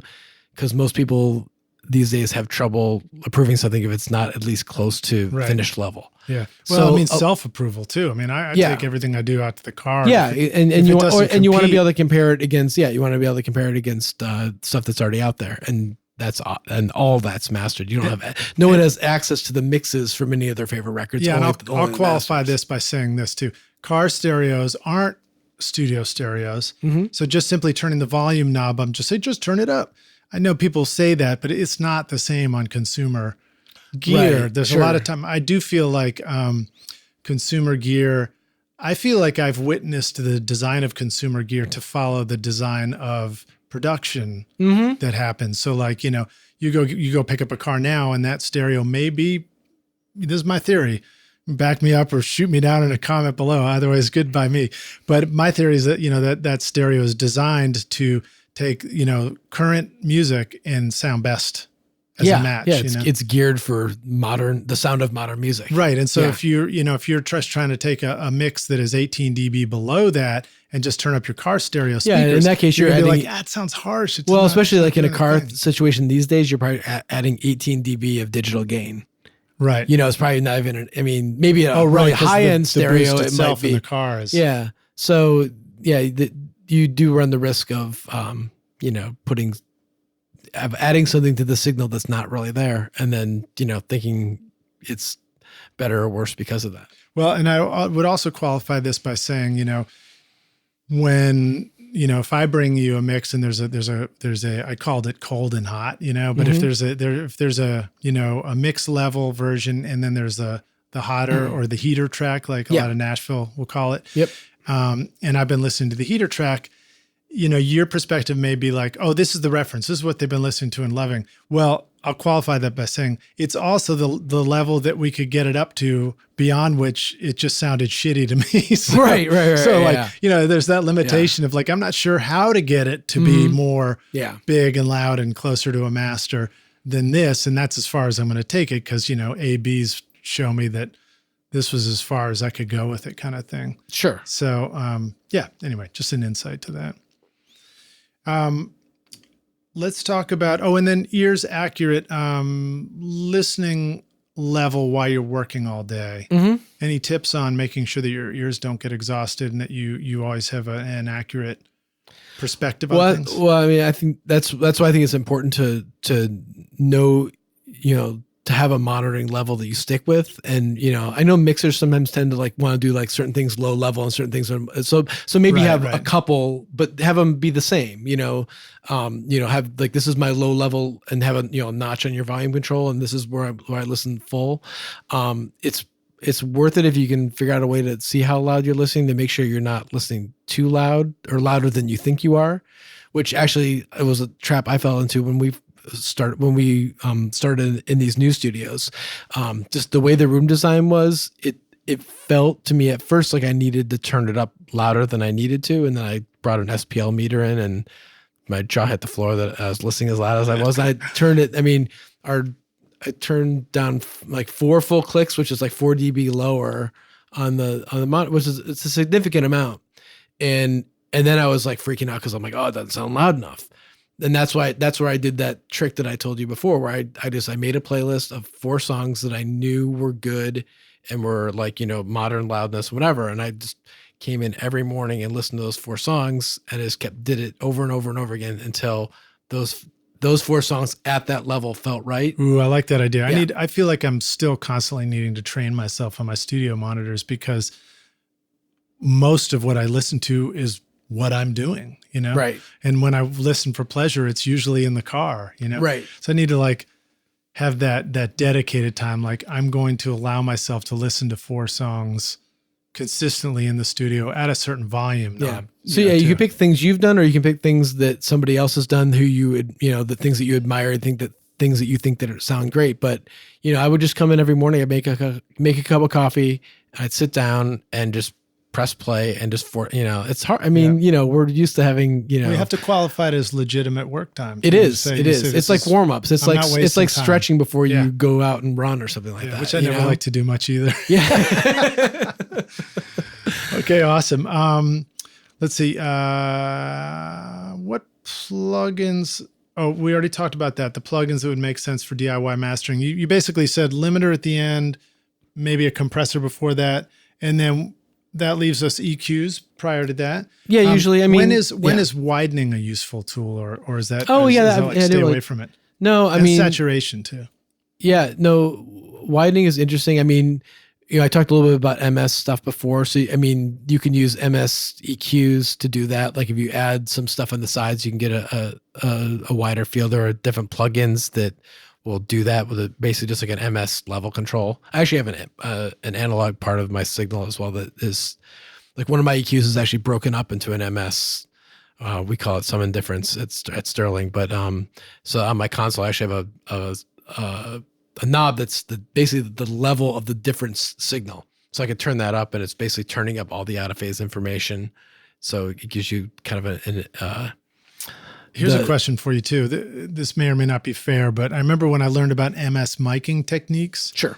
It's one of the first things you learn in school is you learn that like the cardioid mic in the middle is your mid signal, and then the figure eight is panned to the right and panned to the left, but you flip phase on one side.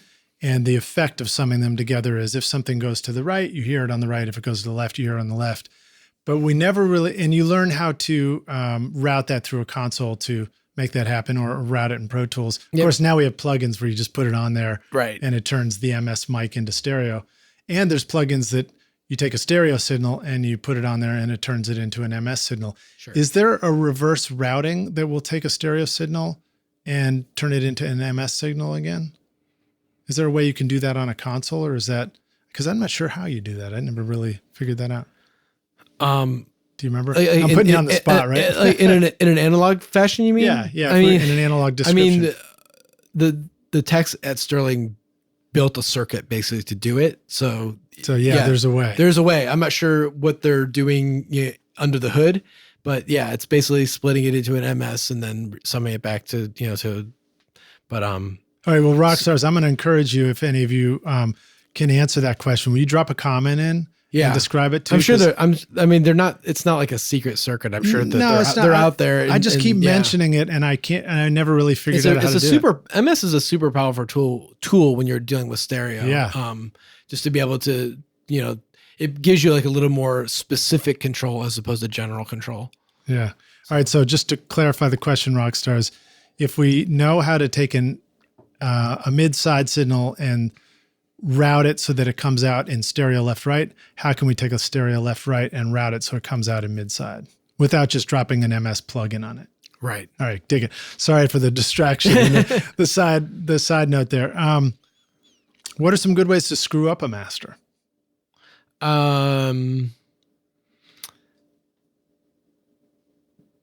Basically, again, you've probably had some experience, very limited, I'm sure. But for those of us who are trying to figure out how to get into this, how are we likely to mess it up when we try and do it? Trying to make it too loud. It's not easy to make things like super, super, super loud and have them still sound good. And, the less tools you have at your disposal to do that, the more likely it is that you can have some ill effects there. And also if you don't have a super great monitoring environment where some things that you can miss things, you might not hear certain distortions or other kind of nastiness that comes from that. So, I mean, I think that this is such a hard question. Well, I'm going to throw in an idea too, because, I'm certainly, like many of our listeners, not in a perfect monitoring environment. So you've got, your studio speakers might give you one perspective, your jam box gives you a different one, your car stereo gives you a different one. And you're like, yeah, but I want it to sound good in all of them, so. Well, and I mean, I think that if I was in that kind of a situation, I think that would be the thing, you probably would need to take it around to a few different things. Yeah. I mean, you can't take it around to every single thing and try to you can't make it happy for every single situation, but if you can find maybe 2 or 3 that you know and trust, I mean, really learning your monitors is I mean, outside of like your plug-in chain and all that, learning your monitors is the best way to get good masters and be able to trust what you're hearing out of your monitoring situation. I mean, I think in a lot of ways, when it comes to professional mastering studios, that's kind of what you're paying for. Is you're paying for, a room that's treated, that's super accurate with an engineer who's experienced. And it's not so much about like what gear he's using. It's more about which way he's turning the knobs. Yeah, sure. It's more about the fact that he can hear it accurately. Yeah, exactly. And there are, even if we all used the same gear, there are an infinite number of possibilities for what you could actually do to adjust it all. So I think really learning your monitoring, by just like listening to lots of records and then, then take it, and then work on it and then listen to it somewhere else. I mean, I still take stuff out occasionally, not like, I don't do it while I'm working. Like I won't like take a break and go out to the car or whatever, but I might take something home with me and listen to it on the weekend just to kind of like check myself, just to be like, is what I'm doing translating to, to a home setup or a car setup or that's what we did working with you, you sent us 2 versions of what we were doing in that moment, somewhere near the lunch break or something like that. Yeah. And we just took it out to the car, gave it a quick listen, you just stream it right from your phone, no problem. And it's very informative. And like, it just gave us that instant sense of like, oh yeah, this sounds great in that place we're used to hearing things. But here's one hack I was heading towards too, that might be a useful way to educate our ears in a car environment is you can take that file, send it to your phone, and then pull it into GarageBand, for example, if you're on iPhone, and then listen to it off there, and then just have the EQ plugin on it and explore some of those frequencies. You can, go down into the low range and just start boosting, and you're like, oh, that's where the thump is. Oh, that's where the super low thing is. And it's just a cool way to like educate yourself. If you trust the frequencies on GarageBand. Well, there you go. Right. But I mean, hopefully they're ballpark. Sure. You're like, oh, my kick drum isn't 12K. Awesome, man. So we're talking about some ways to screw up a master is just making things too loud. I mean, that's the one thing. I mean, things, I think trying to overdo excitement. Like, like a lot of times when you master, you're trying to make things sound more exciting. But I think a lot of times when I get things in that where someone is sending me like their loud master, that's like where they've either overdone it with loudness or with like maybe making it too bright or like upper mid-rangey, because they're trying to get excitement out of it. They're trying to make it like, really cut, and it's gone too far. Yeah. We're always just trying to make it mo better. Yeah. And so, so finding that, that you definitely want to walk up to the line, but it's a trick to make sure to not cross it into a point where you're like, where it gets tiresome to listen to. Well, so what's a good way to deliver a mix to you for mastering, again, the how loud question, what do you find as a useful or a common thing for people? Obviously, if you're working with experienced mix engineers, they already know what they're going to be sending you. But when it's more amateur or independent, what have you found to be helpful? Also, what format of a file should we bring you for mastering? It should be a WAV file. It should be 24-bit. It should be probably at whatever sample rate you're recording and mixing at. Like, so if the session's 96, if you did the session 96, just mix it at 96. If you did it at 44.1, then just set it at 44.1 or whatever. 48. Now my session was would have been 3296, and I probably just bounced the master file as a stereo interleaved 3296. Is that appropriate? Is there something I just don't understand about 32 versus 24 that I need to understand? 32 is fine. I mean, there's a weird thing with 32 where you can like kind of, I've seen people make this mistake before where you can actually like overrun it. It's like you're almost like you're almost like going over zero. It's like it I don't quite know how people do it, but I'll have situations where I actually have to lower the file that they sent me to keep it from just clipping on playback. Oh, interesting. So, and you're working. So 32 bit's fine if you know what you're doing. And I wish I had a better explanation of like how that happens. When people are mixing.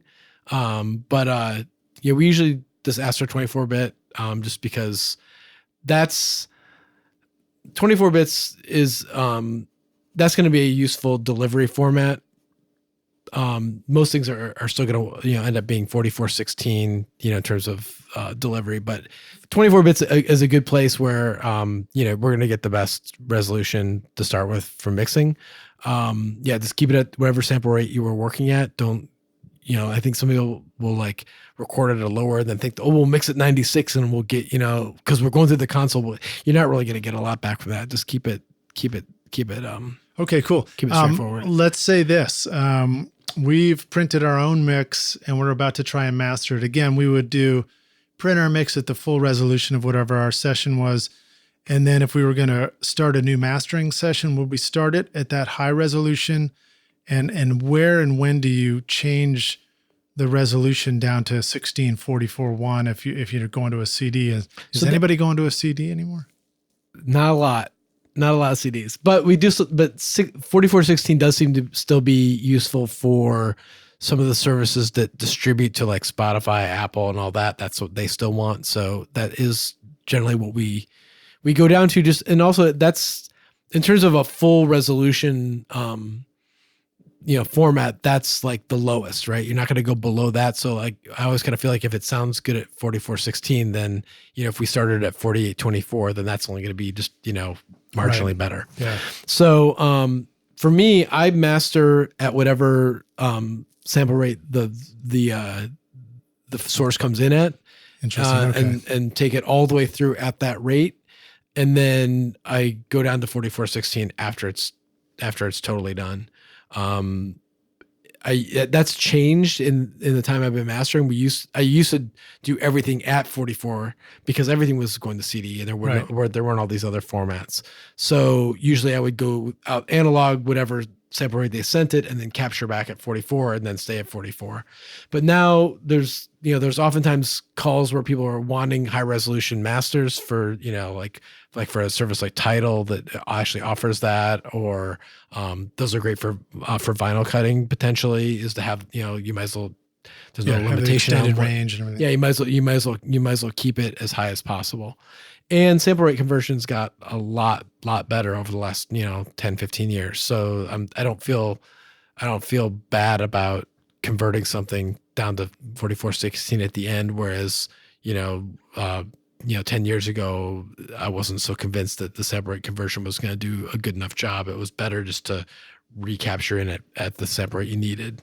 So question about conversion. If we're, DIY mastering something in Pro Tools, for example, would we export that new mastered file as a WAV file in the high resolution format?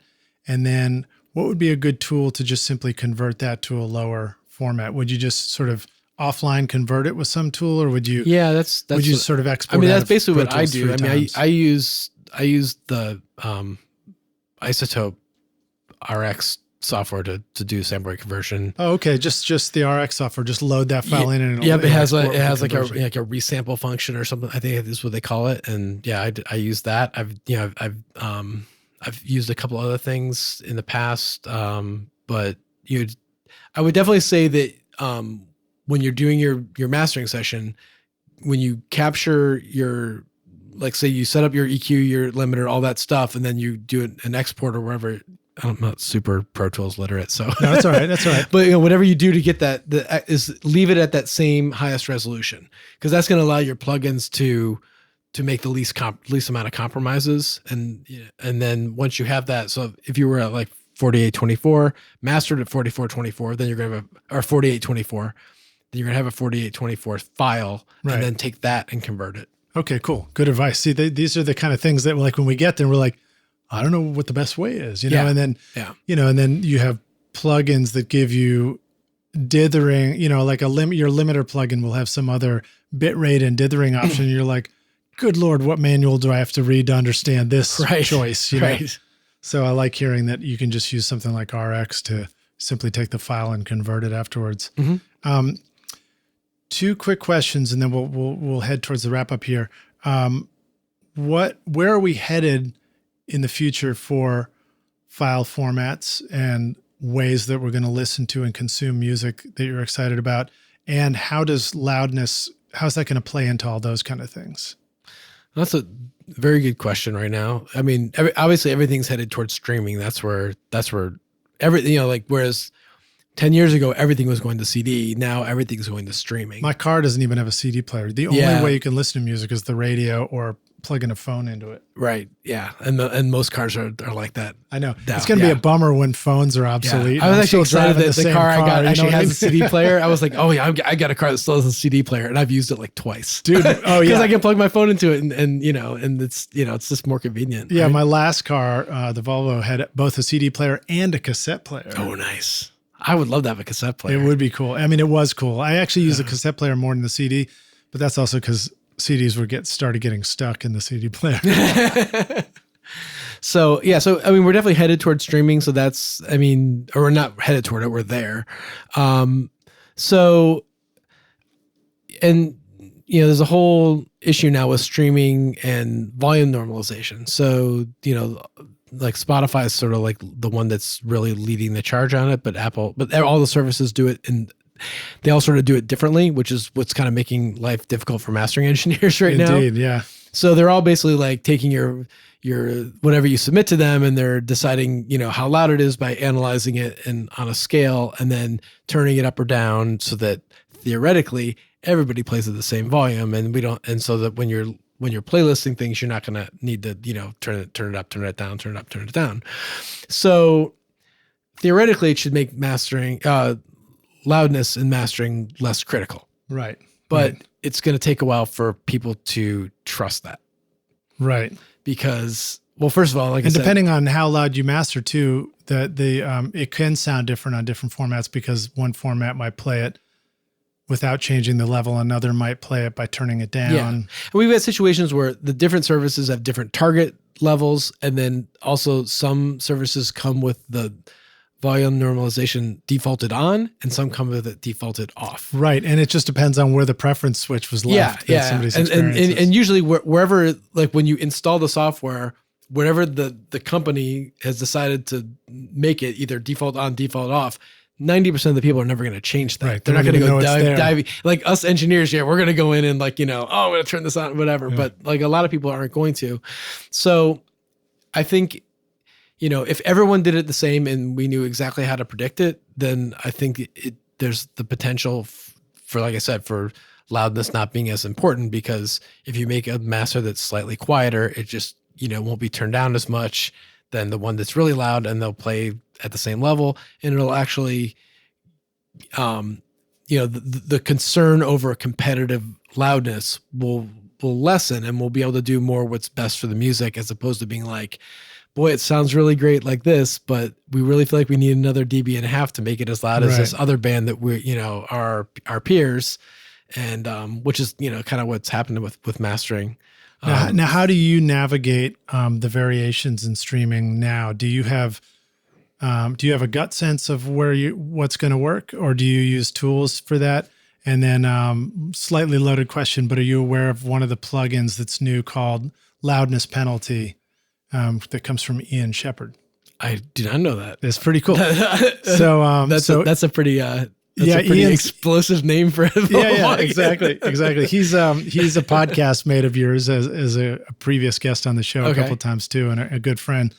But it's a plugin that you can put on the end of your chain, and it will show you whether you're on a variety of different services, whether you're going to get turned up or turned down. Right. And if you click on it, it will also do the turn up, turn down compensation, and so you can hear those level changes to kind of. And New Gen makes a one that's similar, that does a similar thing. Okay, dig it. Yeah. Which I found that I haven't, this one you're talking about, I haven't seen. It's from meterplugs.com. Yeah, the New Gen one, I felt it a little bit unwieldy to work with. Like it wasn't super efficient, and I think I'm still reading the manual on that one. Yeah.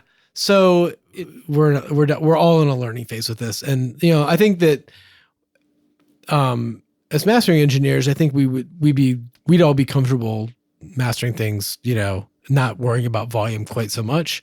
But like I said, it's hard to get artists to, because we can't audition these things for real. Like we don't have Spotify's algorithm exactly. We can't 100% predict what's going to happen. So to try to tell a band to take a flying leap and a guess and just go ahead and put it out there, and then trust me that it's going to sound loud enough. That's a hard. Yeah, it is hard. You know, versus if I had a tool that said like, come into the studio, or you can download this thing and listen to, and now you can listen to exactly what your thing sounds like, and then you can listen to this other band, and you can tell that they're the same level. Then I think people would be like, okay, yeah, let's do it. Let's make it we're cool with this slightly lower level because it actually sounds because we know it's going to be fine when it comes out. Yeah, actually, that's what loudness penalty will do for you. And there's a free one too called loudnesspenalty.com where you can just pull it up on the browser window. You just drop your mix on it. It's going to analyze it, and then it'll just play it back at those levels. You flip over to the next browser tab and you go listen on Spotify or YouTube or Amazon or Tidal, and you get that kind of instant comparison. Right. So that's pretty cool. All right, dig it. We've hit the 2 hour mark, so we can go towards the finish line here. Rockstars. So I whether there's a question or if you want to share a story about it, Rockstars. I did put together a YouTube playlist of Ryan's work, which includes amazing sounding records from Greta Van Fleet, Elle King, AC/DC, and even John Lennon. Do you want to share a story about working on that? Oh, that was really exciting. So that was a project I did right at the end of my tenure in New York, right before we moved. They did a box set of Imagine that was like a complete, like one of these. It was like it hit one of its anniversaries. I can't remember what number it was, but as part of the box set, they went back and took the multis, which was of the basic tracks only. So there were basically there were 5 people involved in the bass track. There was drums, bass, keyboards, guitar, and John, who sometimes played keyboard, sometimes played guitar, and they basically did a remix of the record with just those elements, because then that record has got a lot of production with the Phil Spector layered on top, strings and a bunch of effects and all that. This is like almost completely without effects, and it's just like it's basically what happened in the room. And so we did it we did it in stereo, but also in surround. And then in the surround mix, in the 5.1 surround mix, the engineer Rob Stevens put each instrument in each of the 5 speakers. So John's right in front in the center channel, and then on the left speaker you have the keyboard player Nicky Hopkins, and on the right channel you've got George Harrison, who played guitar. And then on the rear right is the bass, Klaus Foreman, and then there's a couple different drummers on it wow, what a cool concept, throwing the bass behind your head too. Yeah, so the bass and drums are behind your head. So the idea is that you're like, if you get in a proper 5.1 setup, you're sitting in the middle of the room where they were. And then they did a bunch of outtakes as well. So you hear studio banter, them talking to each other, breaking each other's balls, that kind of stuff. It's pretty fun. Cool. But so that was really exciting. So we did that as a stereo, and then the stereo just kind of folded that forward, kind of put the drums and the bass panned opposite, and then the other instruments. 5.1 format. Yeah, I think you said. Yeah. Now, are you going to be mastering for Dolby Atmos as well? Is that a whole nother topic to discuss? We've sort of started talking about it. I don't know that we haven't figured out what mastering for that looks like, because the way, and I don't know enough about it yet, but I've heard it a bit. It's pretty interesting. Well, I can explain why there will always be room for mastering, because mastering just makes your shit sound better. So whatever you're doing, you just send it to you, and it's going to come back better than it was. I appreciate you saying that. Yeah. But it's tricky with Atmos because, it's all like, it's like 1,000 stems and all these kind of placements and all that. And there's not really any one, like in a stereo mix where you had this like 1-2 track that just is the delivery. It's like, it's kind of all these elements. And how do you, like, as a mastering engineer, do that within the framework that, the software that they built to mix that stuff? Yeah.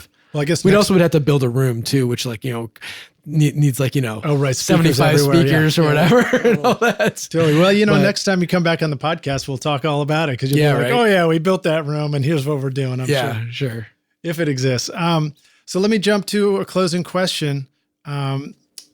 If you this is hypothetical, but we're going to take the Wayback Studio mastering machine, and you're going to go back in time, find young Ryan, say like, you got to put down the ducky if you want to play the saxophone. No, that's probably not the advice you give yourself. But you're going to go find young Ryan and say, listen, dude, I've come back to give you this one bit of advice. Here's the single most important thing you need to know or be focused on to be a rock star of the studio yourself one day. What advice would you like to go back and give yourself if you could? I would say that when you start working in music and in studios is take advantage of all the people you meet, and not take advantage of them, but you know what I mean? Take advantage of those relationships and, try to make the best connections you can with people, because this business is like, it's all about collaboration. It's all about working with other people, and you never know where that next opportunity is going to come from. And I've definitely, in my own career, there's been things that I've snoozed on that I look back and like, I didn't even know I was, maybe I just like blew somebody off or whatever. I didn't even think about it at the time. Then you look back and you're like, wow, that was a super missed opportunity. And then there's other times where like an opportunity came and I was ready for it and I said yes, and it made all the difference. So, I feel like, making music is not like, it's not a real organized profession, like where you're like, oh, I'm going to get this entry level position, then I'm going to get promoted to this, and then I'll be a manager. It's like, it's kind of all over the place, and you kind of never know where it'll take you. So just, make sure that, you're good to the people you work with, and always be, communicating and take advantage of all the opportunities that come your way. Yeah. I pictured a tree when you were saying that too, like with all these myriad possibilities of what direction you can go. It's just like, keep it well watered, Yeah, absolutely. Keep everything healthy. Absolutely. So that I think all that stuff, like if you really want to work in this business, is more important than, you got to know all the technical stuff. You got to be good at that stuff. And that's just but that's stuff anybody can learn. Right. And you will learn it because you'll be doing this for a long time. And guess what? It takes a long time to do this stuff. So, but if you don't have people to do it with, then you're just going to be on your own. And right. Right. Well, man, thank you so much for sharing all this incredible wisdom on the podcast. And we're in a unique time with the podcast and being able to learn, because you really, listeners listening somewhere who it doesn't have anybody around to learn this stuff from, but has a chance to learn it from you here through the magic of the internet. So thank you so much, Ryan. An absolute pleasure hanging with you. And let the rock stars know how they can find you online and how can they follow you, and how do they contact you with their next great masterpiece? Yeah, for mastering. Well, if you go to sterling-sound.com, that's our website, and I've got an engineer page there and a link to my manager if you're looking to book a session. I'm RKS Whit Smith on Instagram. It's pretty easy, probably pretty easy to find me. Sorry, all right, my alarm keeps going off because I go pick up my son from marching band practice. Oh man, I got to get you out the door. I'm good. Right, I got time. I said it early enough so I wouldn't snooze on it. Good thinking. Well, again, thank you so much for being on the show, Rockstars. A reminder, you find links to everything we're talking about in the show notes. Just go to rsrockstars.com, or if you're on your mobile device now listening, just sort of swipe up, and right below the player is usually where all the show notes are. You can just click right through. And you don't even have to remember the things we say. You can just click right over to the show notes and go check it out. All right. Thanks so much, dude. Absolutely. Thanks for having me, Rich. Appreciate it. Welcome to Nashville. Thank you. All right, man. See you soon. Cheers. Thanks so much for listening to Recording Studio Rockstars. If you enjoyed the show and want to help make it better, then please share this episode with your friends on social media and leave a rating and review on iTunes to help the podcast reach more rock stars like yourself. You can click directly over to iTunes or go to rsrockstars.com/review for an easy explanation. And remember to hit the subscribe button to keep up with weekly episodes. And if you're ready to make your best record ever now, then head over to Recording Studio Rockstars Academy, where you can start with my free course at mixmasterbundle.com. And if you want more free content from Recording Studio Rockstars, all you have to do is go to rsrockstars.com/email. Again, that's rsrockstars.com/email to enter your name and email, and I'll keep you in the loop with articles, videos, podcast updates, and even free gear giveaways for your studio. Just look for the link in the show notes below. Thanks so much for listening, and thanks for being a rock star. I'm Lid Shaw, and this is Recording Studio Rockstars. Now, go make great music.